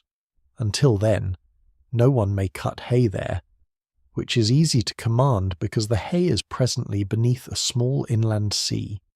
Next comes a woman whose 2 goats have wandered, floated, escaped, or been stolen, depending on which version gains the most sympathy. A boy claims he saw them on higher ground near the baker's shed. The baker denies owning any goat-shaped evidence. The woman says goats are clever in wickedness and may have hidden themselves. Some swear goats can see spirits and will not enter cursed places. Others say goats will enter any place containing food, cursed or not, and this is the stronger theory. The steward orders the town watch to look near the shed and reminds everyone that taking found livestock during flood trouble remains theft, even if the animal looks like it has chosen you spiritually. Then comes the bridge matter. A small bridge beyond the western fields has shifted on its pilings, and 3 hamlets depend on it when the road dries. A carpenter speaks of beams, pegs, ropes, labour owed, and oak needed from the Lord's wood. The steward's mouth tightens at the word oak, because trees belonging to lords are somehow more noble than trees belonging to anyone else. A miller says without the bridge, grain cannot come safely. A widow says without the bridge, her son cannot reach his apprenticeship. A pilgrim says without the bridge, pilgrims must walk 5 miles around, which may improve their souls but not their feet. Even now, it is hard to tell whether the flood has caused more damage to wood, fields, or certainty. The manor court tries to turn confusion into order, one complaint at a time.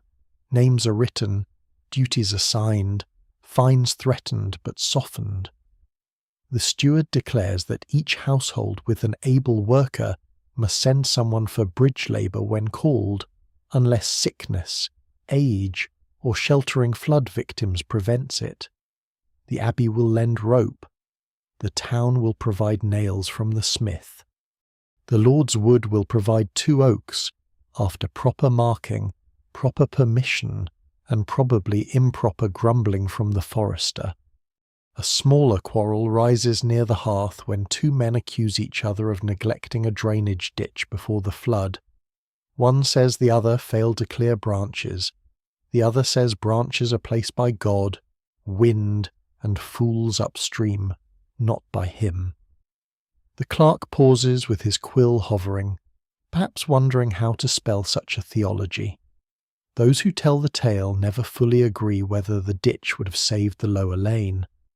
But blame is easier to carry than water, and people reach for it when their hands are empty. Brother Osric speaks then, gently enough that the room must quiet to hear him. He says the Abbey Chronicle records older floods in the same lane, that the ditch may have mattered, but the river has crossed there before, long before either man was born. His words do not erase anger, but they loosen it slightly. The steward seizes the chance like a man grabbing a floating plank. Both men are ordered to help clear the ditch when the water drops.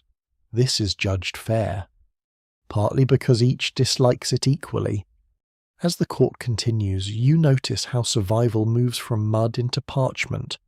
What was shouted at a doorway becomes a name on a roll. What was lost in water becomes a claim. What must be rebuilt becomes labour owed.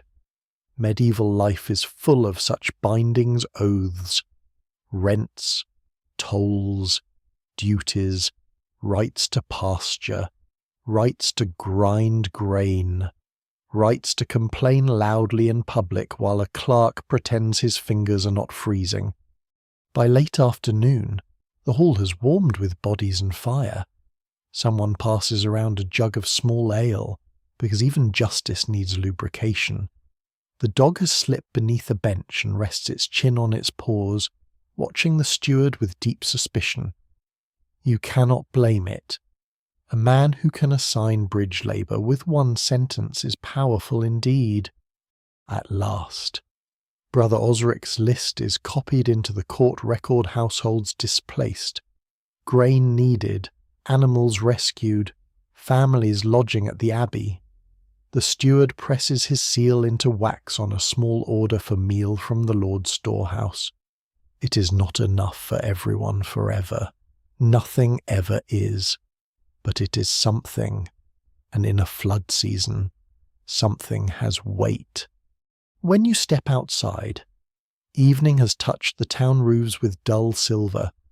The market square is nearly empty, save for a few carts, a muddy child chasing another muddy child, and the carved saints on the cross keeping their worn silence. The bells ring again from church and abbey, overlapping in the damp air. You walk beside Brother Osric toward the guest house, your boots heavy, your shoulders tired and your mind full of ditches, goats, bridges, and oaths. Behind you, the manor hall glows through its smoke hole and narrow windows. Inside, the clerk dries the ink. Outside, the floodwater waits in the fields. Between them stands the fragile bridge of human agreement, imperfect, grumbling, sealed in wax, and just strong enough, perhaps, to carry the village into tomorrow. You leave the manor hall with the damp evening folding itself around the town, and for a while you follow Brother Osric through streets that smell of wet timber, smoke, and mud newly disturbed by shovels. The court's decisions trail behind you like the last echoes of a Bellbridge labour, grain orders, disputed goats, boundary ditches hidden beneath brown water. None of it feels grand, yet each small judgment seems to place a stone in the path ahead, something firm enough for tired feet. At the abbey gate, Brother Osric is called away by the steward monk, who has discovered that 3 blankets, 1 lantern, and half a sack of peas have all been moved without being written down, a crisis that would not trouble a king but can deeply wound a monastery. Osric gives you a tired nod and asks whether you will walk the pilgrim road at first light with a party carrying messages to the western hamlets. The road is said to be passable along the ridge, though no one can quite agree whether passable means safe, unpleasant, or merely not yet under water. So at dawn, you go. The morning is pale and cold, with frost silvering the higher grass while the low fields remain drowned and brown. You gather near the abbey yard with 2 pilgrims, the tinker from the gatehouse, a carter's apprentice carrying a sealed order for bridgewood, and a lay brother leading a mule packed with bread, onions, linen strips, and a small jar of honey. The dog appears from behind a rain barrel as if summoned by destiny, or breakfast, which in its mind may be the same thing. The pilgrim road climbs west above the floodplain. In dry weather it must be a humble, dusty track between hedges, shrines, and farms. Now it feels like the spine of the land, narrow and precious, rising just high enough above the water to keep people moving. To your left, the drowned fields gleam under morning mist. To your right, the slope climbs into winter woods, where bare branches knit the sky into grey lace. Your boots strike firmer ground for the first time in days, and the simple pleasure of not sinking feels almost indecently luxurious. At the first roadside shrine, the party pauses. It is a small wooden box set into a post beneath a twisted hawthorn, sheltering a painted figure of St. Nicholas, patron of travellers, sailors, and anyone who has ever looked at water and wished it would behave. Someone has tied strips of cloth to the branches. A few are fresh and bright, others are weathered to pale threads. The lay brother leaves a crumb of bread on the shrine ledge. Some swear offerings help guide lost travellers home. Others say birds eat them, and perhaps birds need blessings too. Even now, it is hard to tell where devotion ends and kindness to the world begins. Farther along, the flood has laid its signs across the road. Reeds lie tangled in the hedge like uncombed hair. A broken shutter rests against a milestone. A child's wooden hoop hangs in a thorn bush, turning slowly whenever the wind passes. The tinker picks it down and carries it, saying some family may be glad of it later. He says this casually, but you notice how carefully he tucks it beneath his arm. Near midday, you reach the place where the broken cart from the gatehouse must have first failed. Deep ruts cut into the mud, and one splintered spoke lies half buried near the ditch.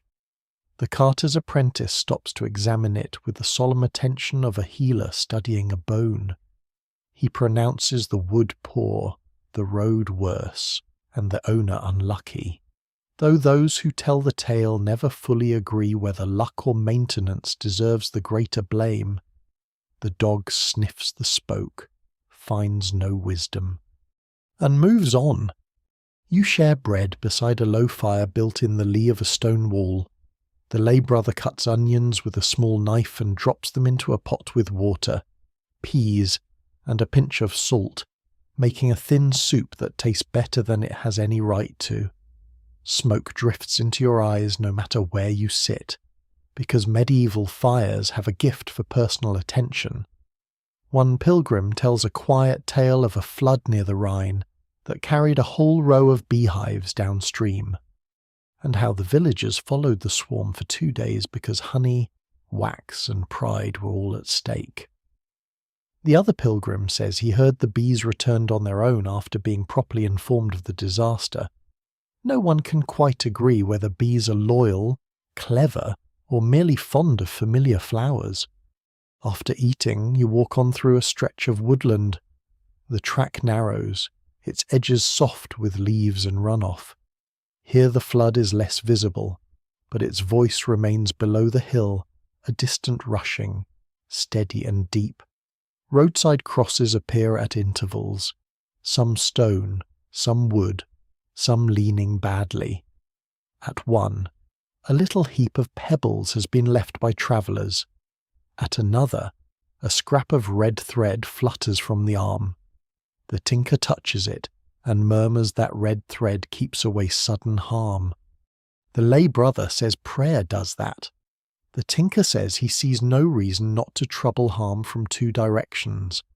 Near a bend, you find wreckage caught against a fallen tree part of a fence, a torn basket, a wooden ladle, and a small painted panel from a cottage wall, showing a saint with 1 calm eye and 1 missing. The pilgrims lift the panel gently and set it upright against the roadside cross. It looks strange there, damaged and dignified, watching the road with half a face. For a moment, everyone grows quiet. The flood has carried household things into holy places and holy things into ditches, mixing the world until people must sort meaning from debris. By late afternoon, you meet a group coming the other way from the western hamlets, 2 men with spades, a woman leading a donkey, and a boy carrying a bundle of damp clothes. They bring news. One hamlet is safe on higher ground, another has lost its footbridge, a third needs salt, candles, and dry meal. They have seen no bodies in the lower road, thanks be to God, but many animals remain scattered. The woman says she found a goose standing on a chapel step as if waiting for confession. The tinker says that depending on the goose, confession may be overdue. Messages are exchanged. The sealed order is handed over. Bread and onions are divided. The little wooden hoop is claimed by the boy, whose face brightens so suddenly that the whole road seems less cold. He says it belongs to his sister. He says she cried when it was lost. He says this with no embarrassment at all, which makes him seem braver than several knights from songs. As the light dims, you turn back toward the abbey with the lay brother and 1 pilgrim, leaving the others to carry news onward. The road behind you is marked now by small acts, bread left at a shrine, a saint's panel propped by a cross, a hoop returned, directions shared, warnings given, soup cooked, names remembered. None of it stops the flood below, yet each gesture lays a plank across the fear of being alone. The bells begin somewhere far ahead, faint through mist. Your legs ache, and your cloak smells of smoke again. The dog pads beside you, quiet for once, its paws dark with mud. Below the ridge, water glimmers among the trees like dull metal. Above it, the pilgrim road holds, narrow and worn, carrying you through wreckage, prayer, and stubborn human kindness toward the next light in the rain. By the time the keep comes into view, the day has thinned to a bluish dusk, and every field below the ridge has become a dark mirror for the last light. You've been walking since morning through mud, wet leaves, shrine smoke, and the long, patient ache of medieval roads, which seem designed by people who believed ankles needed moral testing. The pilgrim beside you's gone quiet. The lay brother's mule plods with its ears low. Even the dog keeps close, no longer pretending it has chosen the route for strategic reasons. Ahead, on a rocky rise above the floodplain, the castle burns with torchlight. It is not a palace, it is a keep, square and stern, with walls of rough stone, a timber palisade around the outer yard, and a gatehouse that looks less welcoming than necessary. But in this wet evening, with flood water glimmering far below and mist gathering in the hollows, it seems like a great lantern set upon the hill. Smoke rises from its chimneys. A banner hangs limp in the damp air. Torches flare along the wall walk, each flame bending in the wind. The road climbs toward it in a weary curve.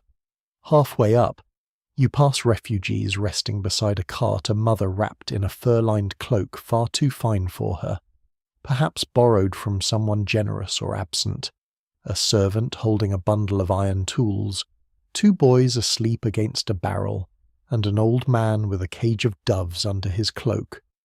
Some swear doves released after a flood can find the safest way home. Others say they mostly find roofs and make a mess of them. No one can quite agree. Though the old man guards the cage as if it contains royal counsellors. At the castle gate, the press of people thickens. Peasants from drowned fields, town messengers, servants from nearby manors, guards off duty, a smith with a bundle of tools, 2 shepherds, 3 children, a nervous priest, and 1 woman carrying a goose that has clearly been promoted from livestock to emotional support. The goose watches the guards with bright suspicion. The guards watch everyone with practiced suspicion. In this, bird and soldier achieve rare harmony. The gate captain asks names and business. Brother Osric's written notes, carried by the lay brother, open the way more easily than your muddy face might have done. The castle has been ordered to receive those from the lower settlements, at least for the night, though the gate captain says this with the air of a man who suspects hospitality will damage the floor. You pass beneath the arch, where the portcullis hangs overhead like a metal thought no one wants completed. Inside the outer yard, the world is crowded and loud. Horses stamp near the stables, their breath steaming. Chickens scatter from beneath a wagon. Men carry sacks of grain toward a storehouse raised on stones. Women spread wet blankets over a railing near the bakehouse wall, hoping the warmth will dry them before mildew settles in. A blacksmith works under a lean-to, hammering bent iron back into use, each strike ringing bright against the damp evening. Sparks leap briefly, tiny stars in a place that has forgotten the sky.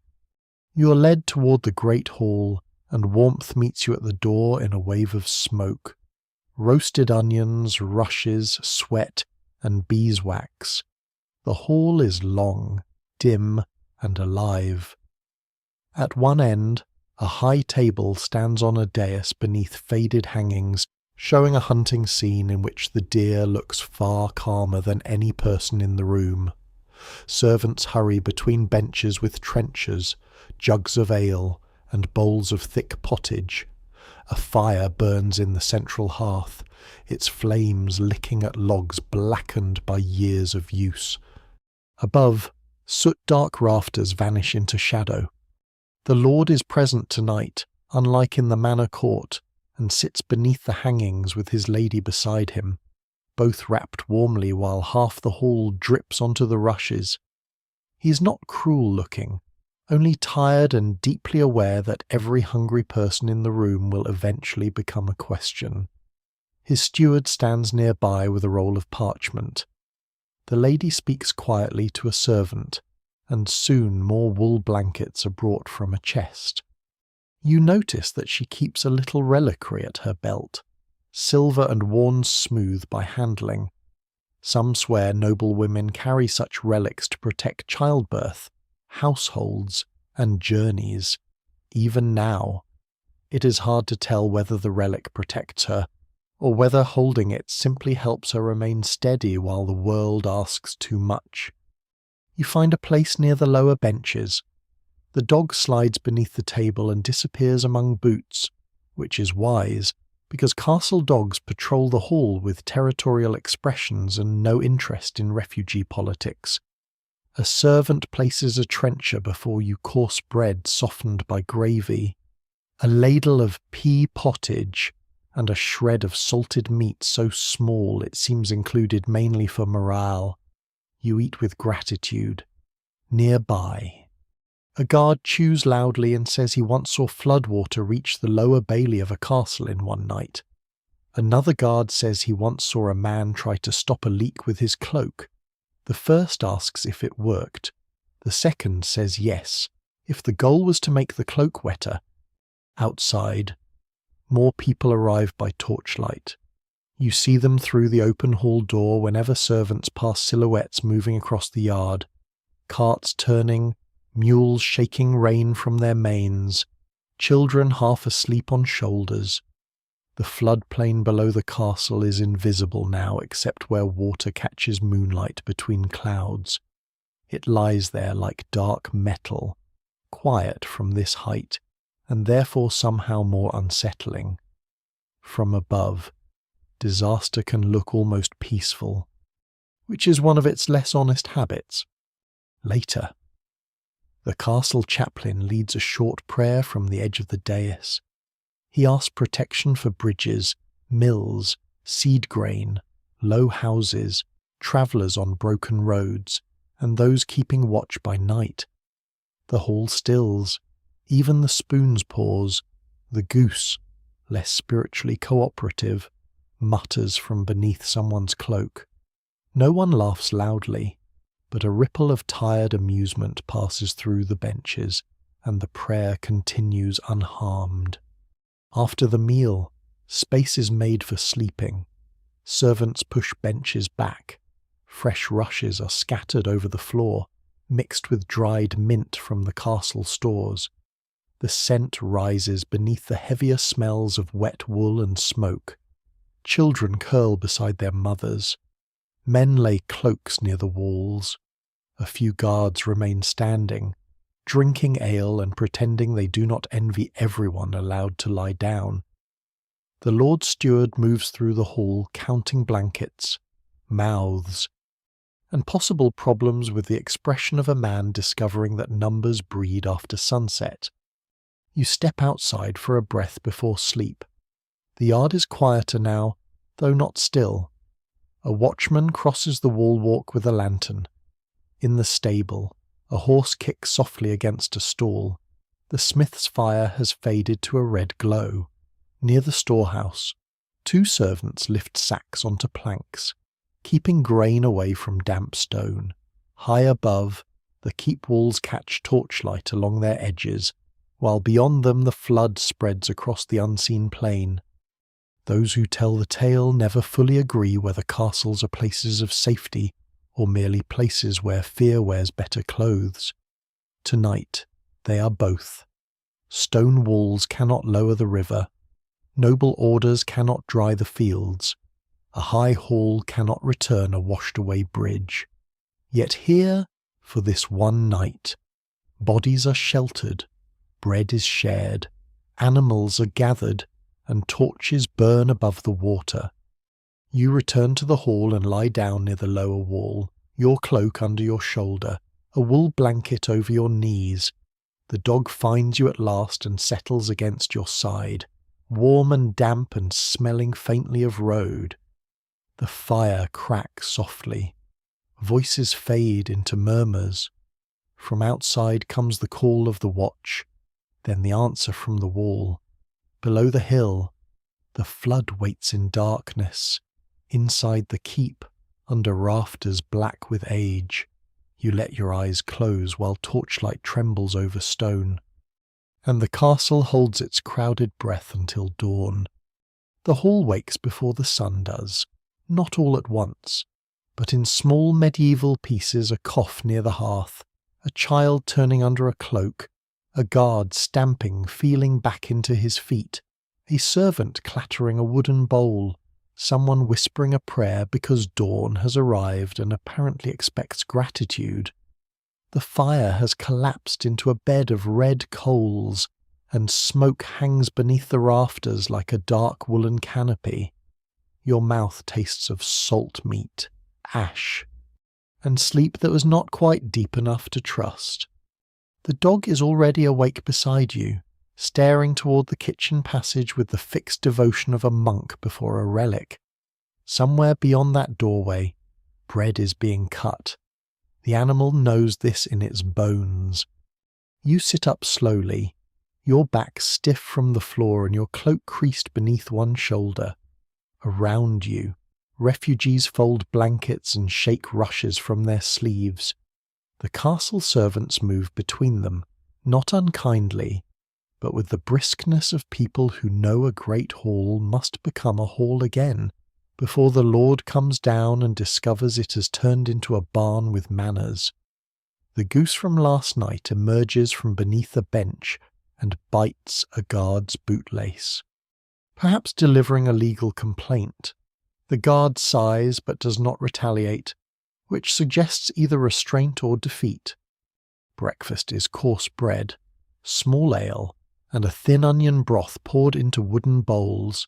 It is plain, hot, and therefore excellent. You eat near the lower end of the hall while the gate captain speaks with the Lord Steward. The flood below has not risen during the night, or so the watch believes. The western bridge remains uncertain. The pilgrim road still holds.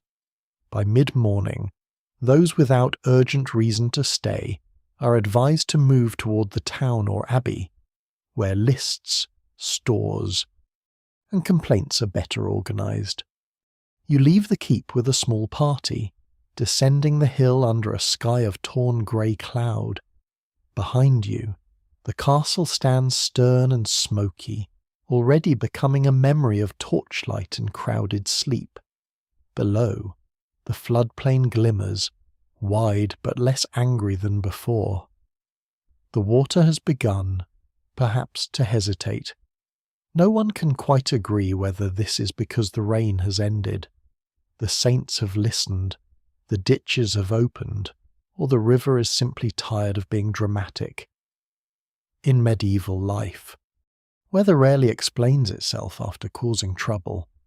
By afternoon, you reach the town again, and by evening, after errands, messages, and one long pause while Brother Osric argues gently with the steward over missing lentils, you find yourself in a smoky alehouse near the upper market. It stands beneath a steep roof, with a painted sign that may once have shown a boar, or possibly a very angry loaf of bread. Inside, the ceiling is low, the walls are dark with years of soot, and the benches are packed with people who have survived enough dampness to deserve warmth. The alehouse keeper, a broad woman with rolled sleeves and a voice sharp enough to cut stale cheese, ladles hot ale into cups and keeps order by looking disappointed at anyone who raises his voice too high. Rushes cover the floor, mixed with sweet herbs now mostly crushed beneath boots. A pot of beans hangs over the hearth. Strips of smoked fish dangle from a beam. A beeswax candle burns near the counter for better customers, while the rest of the room makes do with tallow, smoke, and optimism. You sit near the fire with Brother Osric, the tinker, 2 pilgrims, the carter whose wheel broke at the gatehouse, and the old woman from the drowned cottage, who has come because her iron pot is safe at the abbey, and she feels this gives her leisure to supervise the living. The dog curls beneath the table, perfectly positioned for falling crumbs. Outside, the street shines black with wet, and from somewhere distant the church bell marks the hour. Stories begin after the second round of ale, as they always do, because memory likes a warm cup. The carter tells of a flood in his grandfather's time that lifted a hay barn clean from its posts and carried it into a lord's fish pond. The lord, he says, tried to claim the hay as a gift delivered by Providence. The villagers disagreed. Those who tell the tale never fully agree whether the hay was recovered, but everyone agrees the Lord charged a fee for removing it from the pond, which sounds painfully plausible. One pilgrim speaks of the great waters that once rose in the Low Countries, where the sea itself came inland with winter storms and swallowed fields, churches, and whole villages whose bells, some swear, still ring beneath the waves. The room grows quiet at that. People have heard such tales before: drowned bells, lost towers, fishes swimming through church doors. Even now, it is hard to tell whether these stories remember real disasters, shape grief into legend, or simply warn the living not to trust Flatland too much. The tinker leans forward and lays his lucky objects on the table: the copper pin, the hare's foot, the bead from a shrine, and the tiny carved boat. He says he bought the boat from a sailor's widow who claimed it survived 3 shipwrecks, though not, apparently, the 4th sailor. Brother Osric studies it with polite caution. The old woman says if the boat is so lucky, it should be larger. The tinker says size is not everything in matters of charm. The alehouse keeper, passing behind him, says that is often said by men selling small charms. Laughter moves softly through the room, tired but real. Then Brother Osric unwraps the suspicious relic. He does not do it for spectacle. Someone asks whether the abbey's relic truly stopped the old flood at the church steps, and Osric, who's been carrying doubt and duty in equal measure, places the little cloth bundle on the table. Inside is a narrow strip of aged linen, brown at the edge, folded around a bit of bone no larger than a bean. The pilgrims lean in. The tinker lifts his brows. The old woman squints with deep authority. Some swear it came from a saint who crossed a flooded river without wetting his sandals. Others say it belonged to a local holy woman who warned villagers before a river broke its banks. The Abbey Chronicle offers several versions, none of them written by anyone who was present, which has never stopped a good relic from having a career. No one can quite agree whether it has power, history, or merely excellent wrapping. Brother Osric says softly that it may not matter as people think.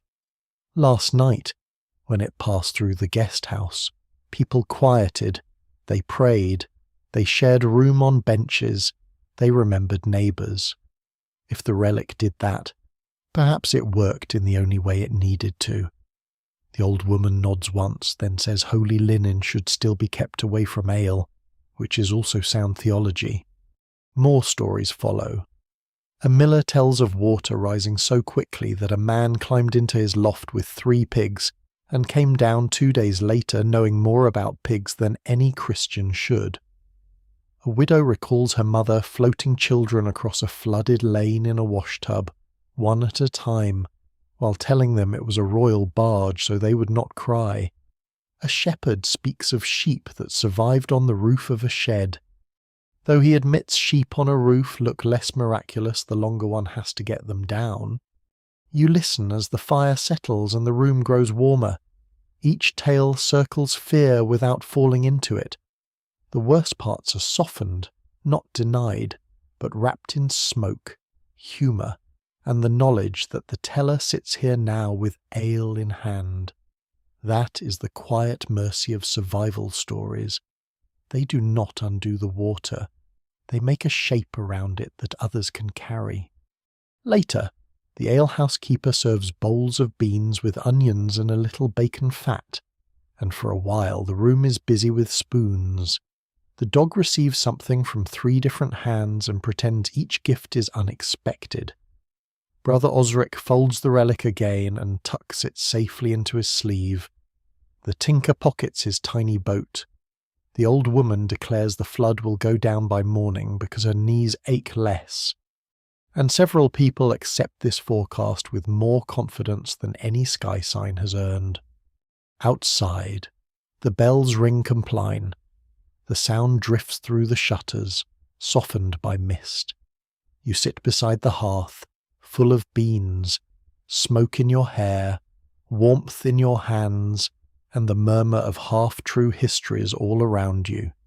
In this alehouse, beneath the soot-black beams, Europe's great flood disasters become not dates in a chronicle, but voices by firelight drowned roads, saved children, stubborn pigs, lost bells, doubtful relics, and ordinary people laughing gently because the water, for tonight, is outside the door. The old woman's knees prove wiser than several weather signs, for by morning the flood has begun to draw back from the upper stones of the river gate. Not much, not enough for anyone to trust it, but enough that people stand in the street and look toward the lower lanes with cautious faces. Water leaves slowly, as if insulted by the idea of retreat. It clings to ditches, sits in cellars, shines between cart ruts, and leaves behind a skin of mud thick enough to make every doorway seem newly born from a swamp. You step out from the alehouse into a cold day, your cloak smelling of smoke, beans, and the many opinions of strangers. The dog follows with a slow stretch and a yawn so wide it appears to be trying to swallow the morning. Above the rooftops, the Abbey bell sounds prime, and the town answers with the scrape of shovels, the splash of buckets, and the weary opening of oak doors that have swollen in their frames. The flood's first danger was rising water. Now comes the quieter danger, the one that enters by damp straw, spoiled grain, chilled bones, and empty cupboards. Winter has a way of standing behind every medieval disaster with its arms folded, waiting to see what has been saved for it. The drowned fields will not feed anyone today. The wet grain must be dried, the hay may sour. Firewood stacked too low has drunk the flood and now smokes miserably when burned, like it resents the whole profession of warmth. You walk with Brother Osric toward the lower lane, where households are returning under watch. The suspicious relic is safely back at the Abbey, which is probably best for both holiness and alehouse furniture. Osric carries a fresh list, because one list has become many who needs meal, who needs straw, who has fever, who has lost seed, who can lend a cart, who claims to have lost 3 geese though his neighbours remember only 1. Medieval charity requires a soft heart and a hard eye. The lane smells of river silt, wet ashes, and opened houses. People drag ruined rushes into the street in black, dripping heaps. A woman scrubs a bench with sand and vinegar. A boy carries armfuls of damp straw from a byre while making the face of someone who has learned too much about cows.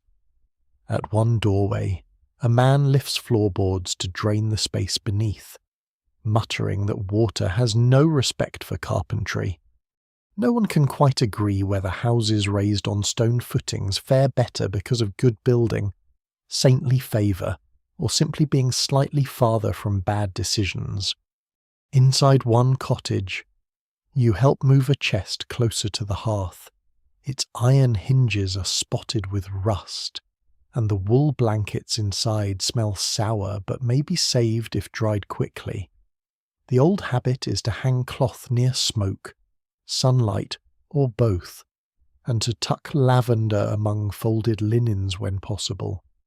Some swear a sprig of lavender keeps moths, fever, and melancholy away. Even now, it is hard to tell whether lavender defeats sadness or merely gives it better manners.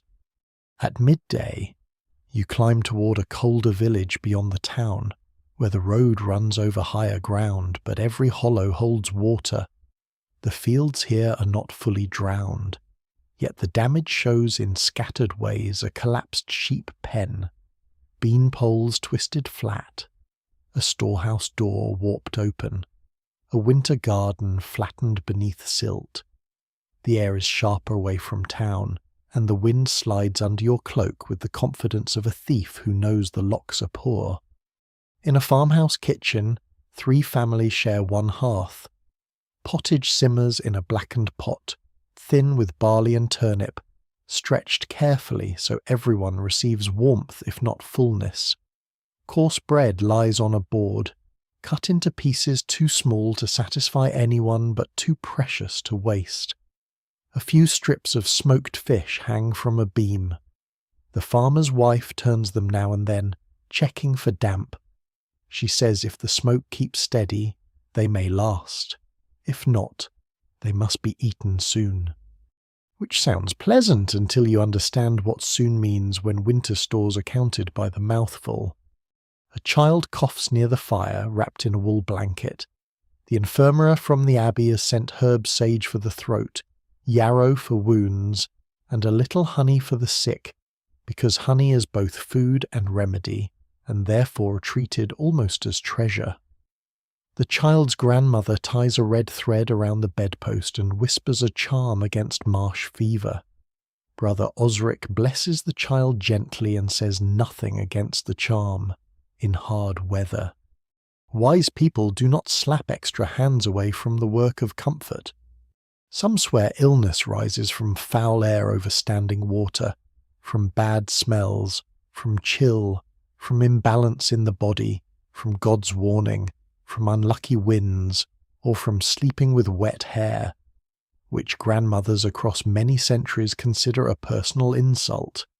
Those who tell the tale never fully agree, and the remedies gather accordingly: boiled ale, garlic, clean linen, prayer, vinegar washing, herbs, smoke, and the firm command to stay near the hearth. You carry firewood to the kitchen, though most of it is damp and heavy. The farmer shows you his storehouse. Inside, sacks are raised on planks, but water has touched the lower edges of 2. He opens one and pinches the grain between his fingers. The smell is musty. His face gives away almost nothing, because medieval farmers cannot afford to let every loss show. He says it may feed pigs if dried. His wife says the pigs are lucky to be so disliked by fate that they can eat what people cannot. From the corner, one pig snorts as though considering legal action. Later, you help spread grain on cloths in the loft where smoke and dry air may reach it. The work is slow lift, scatter, turn, check for rot, save what can be saved. Outside. The dog finds a patch of sunlight and stands in it with closed eyes, briefly looking like an animal in a saint's painting, except muddier and less committed to virtue. A village girl offers it a bit of crust and asks if dogs can sense floods before they come. Her grandfather says dogs know many things but choose to report mostly on sausages. As evening approaches, hunger becomes a quieter presence in the room. No one says famine. Not yet. The word is too large, too cold, too near the door. Instead, people speak of stretching stores, borrowing seed, repairing the bridge, drying oats, sharing ovens, sending word to kin, grinding grain by hand if the mill slows again. Hope here is not bright. It is practical. It wears patched sleeves and counts onions twice. You sit near the farmhouse hearth as twilight fills the small windows. The pottage is shared, and you eat from a wooden bowl with a horn spoon worn smooth by many hands. The taste is plain, earthy, smoky, and precious. Around you, the family settles into the long work of enduring mending straps, turning socks near the fire, rubbing goose fat into cracked hands, telling the bees of the flood through a shutter because their skeps stand on higher ground, and no one wants them offended before spring. When you return toward town under a darkening sky, The wind carries the smell of wet earth and hearth smoke. Behind you, the farmhouse glows faintly, one small ember in the winter fields. Ahead, abbey and town bells answer each other across the cold. The floodwater is beginning to leave, but it has handed its burden to hunger, sickness, damp, and debt. You walk with tired legs, the dog at your side, understanding that survival after a flood is quieter than rescue. It is not a single brave hour in the water, it is weeks of drying, sharing, scraping, boiling, praying, and making thin soup taste like enough until the land remembers how to feed its people again. By the next morning, the flood has lowered enough for people to look at the broken bridge without pretending the problem belongs to later generations. Mist lies over the fields in low torn bands, and the river, though still swollen, has drawn back from the highest grass, leaving reeds, branches, and brown streaks of silt across the land. The world smells of wet earth, bruised leaves, wood smoke, and the sour breath of water that has stayed too long indoors. You walk with Brother Osric, the carter's apprentices, the tinker, and half the town's useful hands toward the western crossing. The dog trots ahead with the serious air of a foreman who cannot read plans but disapproves of delays. Behind you, the abbey bell marks the hour, and from the town comes the answering clang of the smith already at work. The sound follows you over the ridge like a promise made of iron. The bridge sits where the pilgrim road dips toward the stream, or where it used to sit more confidently. Now it leans to one side, its planks twisted, one handrail gone, and two supporting posts torn loose by the flood. Water still rushes beneath it, not as wild as before, but fast enough to remind everyone that it has opinions. On the far bank, 3 villagers wait with ropes, having come from the western hamlet by the longer ridge path. They wave, and one shouts that the bridge looks better from a distance. The carpenter beside you says many things do.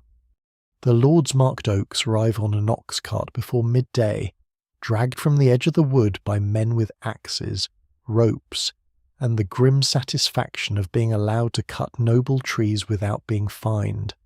The forester comes too, watching every log as if it were a kidnapped child. Some swear trees have spirits that resent being felled unless warned properly. So one older carpenter lays his hand on each trunk and mutters a short apology. No one can quite agree whether this comforts the tree, the carpenter or the forester, but it slows the shouting, which is useful. Work begins with clearing debris. You help pull branches from the water's edge, dragging them up the bank where they can be cut for stakes or burned later if they dry. The tinker collects bent nails from the old planks, tapping them straight on a stone with more hope than success. 2 monks from the abbey bring coils of rope, linen strips for cuts, a basket of bread, and a small jar of honey from the infirmary. The honey is meant for wounds and weakness, though several workers look at it with the expression of men willing to develop either condition. The carpenter directs the labour with calm authority. He is a square-shouldered man whose beard contains sawdust, river mud, and probably several secrets of joinery. He speaks of beams, pegs, wedges, braces, and footings. He marks cuts with charcoal. He shows where the new posts must be driven deeper into the bank, above the old line where the flood loosened the earth. Medieval bridges are rarely delicate things. They are faith expressed through oak, rope, and repeated hammering. You stand with others in the shallows, trousers soaked to the thigh, holding a post steady while men above haul on ropes. The cold water bites your legs so sharply that for a moment you understand why saints are often painted looking resigned. The post drops into its hole, shifts, then settles. A man drives wedges around it, Another hammers stones into the mud to brace the base. Each strike travels up through the wood into your palms. The dog barks from the bank, offering encouragement or criticism. A boy tells it to fetch nails. The dog ignores him, proving it understands management. By noon, the old bridge has been stripped down to what can be trusted, which is not much. Rotten planks are cast aside. Sound planks are saved. New beams are rolled into place with ropes looped around them, men pushing with shoulders and boots slipping in mud. A monk chants softly under his breath as he works. The carter's older apprentice says chanting will not lift the beam. The monk says no, but it may keep him from saying something unsuitable. This is accepted as a practical use of religion. On the bank, women prepare food over a small fire shielded by stones, barley pottage, onions, coarse bread, and a few pieces of smoked fish saved from the town stores. The old woman from the drowned cottage has come with a blanket around her shoulders and sits on an upturned bucket, supervising everyone as though the bridge personally asked for her counsel. Her iron pot, thankfully, remains at the abbey, though she has brought a smaller one, because some people feel undressed without cookware nearby. Those who tell the tale never fully agree whether the bridge began to hold when the first beam was pegged, when the priest blessed the posts, or when the old woman shouted that the left side was crooked, and everyone realized she was right. The carpenter remeasures, frowns, and adjusts the beam by 2 finger widths. The old woman nods once, satisfied, and accepts a bowl of pottage as tribute. After eating, the harder work comes. The main span must be pulled into line while the water still tugs at the lower supports. Ropes are tied around the beam, passed across the stream, and hauled by both banks together. You take your place in the line, hands wrapped in rough hemp, feet braced in mud.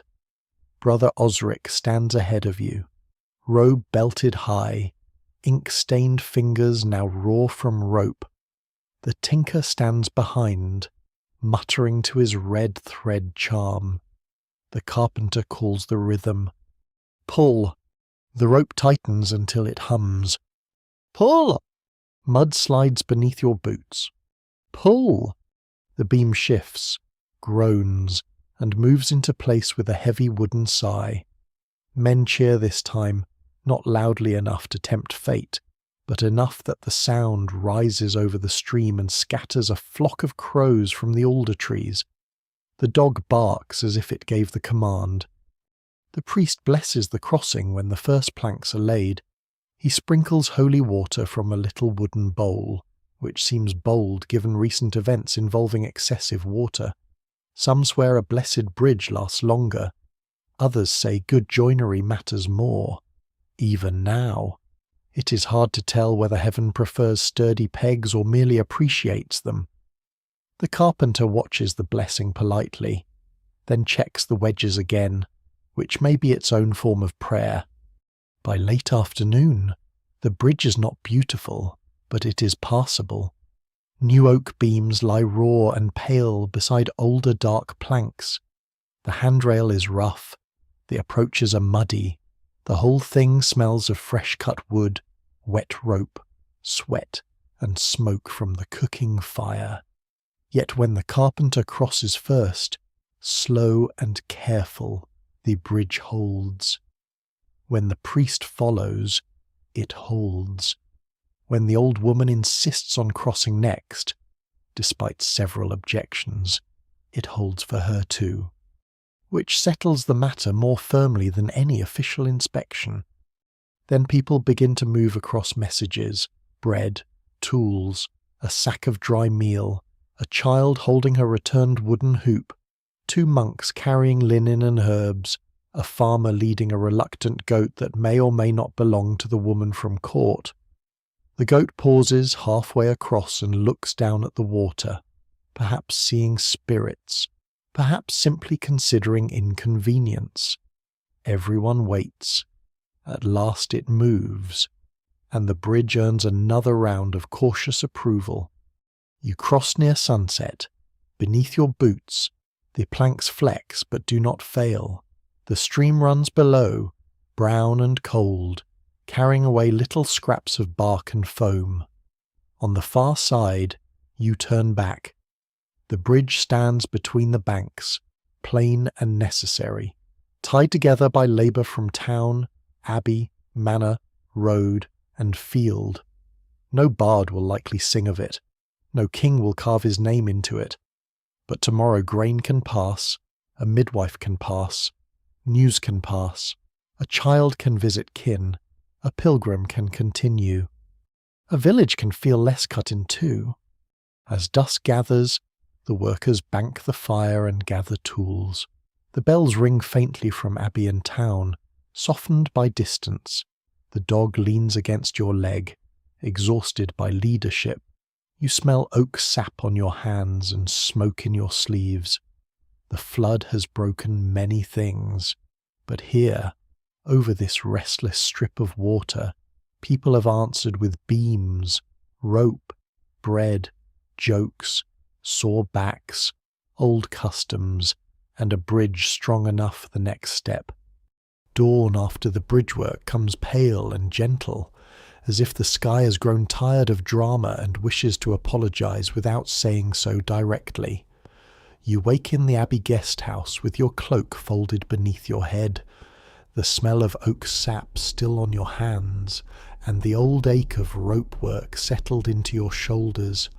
Around you, the room breathes softly, a pilgrim snoring near the wall, a child murmuring in a blanket, a novice crossing the floor with careful feet, and the dog asleep on its back in a patch of weak firelight, displaying a level of trust and foolishness usually reserved for kings. The abbey bell rings prime, slow and round through the stone. You sit up as the sound passes over the sleeping forms, over drying cloaks, over baskets, bundles, patched shoes, rescued tools, and the old woman's iron pot, which rests in the corner with the solemn importance of a household saint. Outside, the floodplain waits in the grey morning, no longer roaring, no longer climbing, but still present in every damp wall and muddy hem. Brother Osric is already awake. Of course he is. His candle, a new one now, burns beside a stack of parchment. His ink-stained fingers move more slowly than before, but they move. He records the bridge repaired, the mill working, the lower lane clearing, the western hamlets reached, the Lord's grain order delivered, the goats still uncertain. Some mysteries survive even flood water. No one can quite agree whether the missing goats are lost, stolen, hiding, or simply enjoying a brief life beyond human law. You share a simple breakfast near the hearth, coarse bread, small ale, and a spoonful of thickened pottage from last night's pot. It is warmer than it looks and better than it sounds, which is also a fair description of much medieval hospitality. The old woman sits near you, wrapped in a wool shawl, rubbing her hands around a wooden cup. She tells Brother Osric that the bridge will hold because she watched it built properly. He says the carpenter may appreciate that judgment. She says the carpenter should, since it was freely given and therefore rare. After eating, you walk down from the abbey one last time toward the river. The town is waking below, smoke lifting in soft blue threads from chimneys. The market square is not busy yet, but a few stalls are being set back into place. A chandler hangs fresh candles from a beam. A baker opens his shutters. A boy sweeps silt toward the gutter with more energy than accuracy. Near the church, someone has replaced the blackened rushes with clean straw, and rosemary has been scattered at the threshold. Some swear rosemary over a doorway welcomes health back after bad water. Even now, it is hard to tell whether the herb guards the house or simply reminds people that sweetness can return. You pass the manor hall, quiet now, its oak door closed. You pass the gatehouse, where the broken cartwheel leans repaired against a wall. No longer an emergency, merely an object with a story. The carter's apprentices are harnessing their horses and arguing about whether the splint will last to the next village. The gate sergeant watches them with the calm of a man who knows all wheels eventually become his problem. Beyond the western gate, the road descends toward the riverbank where your journey began. It is still muddy, still scarred, but passable. Water lies in the ditches, shining between reeds. The fields are streaked with silt and flattened grass. Here and there, people move across them slowly, testing ground, lifting debris, turning over what can be saved. A woman shakes mud from a rake. A man writes a fence post. Children gather driftwood under watchful eyes. Nothing is easy. Nothing is untouched. Yet the morning continues and people continue inside it. At the river, you stand beneath the same willows, now bent and dripping. The water is still high, but you can see more of the bank than before. Mud marks the stones where the flood reached its greatest height. Twigs, straw, and broken reeds cling there like a dark fringe. The river moves past with a heavy sigh, carrying less anger now, more memory. You hear the mill wheel somewhere upstream, uneven but turning. You hear bells from the abbey. You smell smoke from the town. Damp earth from the fields, horse breath from a passing cart, and the faint sharpness of winter in the air. Those who tell the tale never fully agree where the worst moment came. Some say it was the first night, when the bells rang over the rising water. Some say it was the mill stream, where bread itself seemed at risk. Some remember the drowned fields, the gatehouse waiting, the cold buyer, the market prices, the court quarrels, the broken bridge, or the castle hall crowded beneath torchlight. You know now that a flood is not one event, but many small trials wearing the same wet cloak. The dog stands beside you and looks at the river with grave suspicion. Perhaps it remembers the floating stool. Perhaps it remembers crusts. Perhaps, like everyone else, it is trying to decide whether the world is safe again. You reach down and rest your hand briefly on its damp head. It allows this, which feels like a treaty. Behind you, the road leads back to town, abbey, market, mill, bridge, and hearth. Ahead, the river slides onward through the medieval morning, past villages, fields, shrines, ferries, castles, and stories not yet told. You breathe in the cold air and let it out slowly. Survival here is not clean or shining. It is muddy, smoky, hungry, stubborn, and full of small hands passing bread across a table. It is a candle relit after the last one dies. It is a name written down. It is a bridge repaired before the next rain. It is the bell that keeps ringing until someone hears. Now the day softens around you. The river mist rises in thin white folds, and the bells drift farther away, slower, gentler, as though each note is being laid carefully upon the wet grass. The town behind you becomes less a place of worry, and more a warm blur of smoke, roofs, and waking hearths. The abbey tower stands pale in the morning, its stones holding the last shadows of night, while somewhere within, Brother Osric closes his book, trims his candle, and lets the ink dry in peace. You feel the chill ease from your hands, the mud on your boots grows still, the dog settles at your feet, no longer watching the river so sharply, only breathing with the quiet rhythm of a creature that has found a patch of safety. The willows move above you, slow and bare, their branches combing the mist.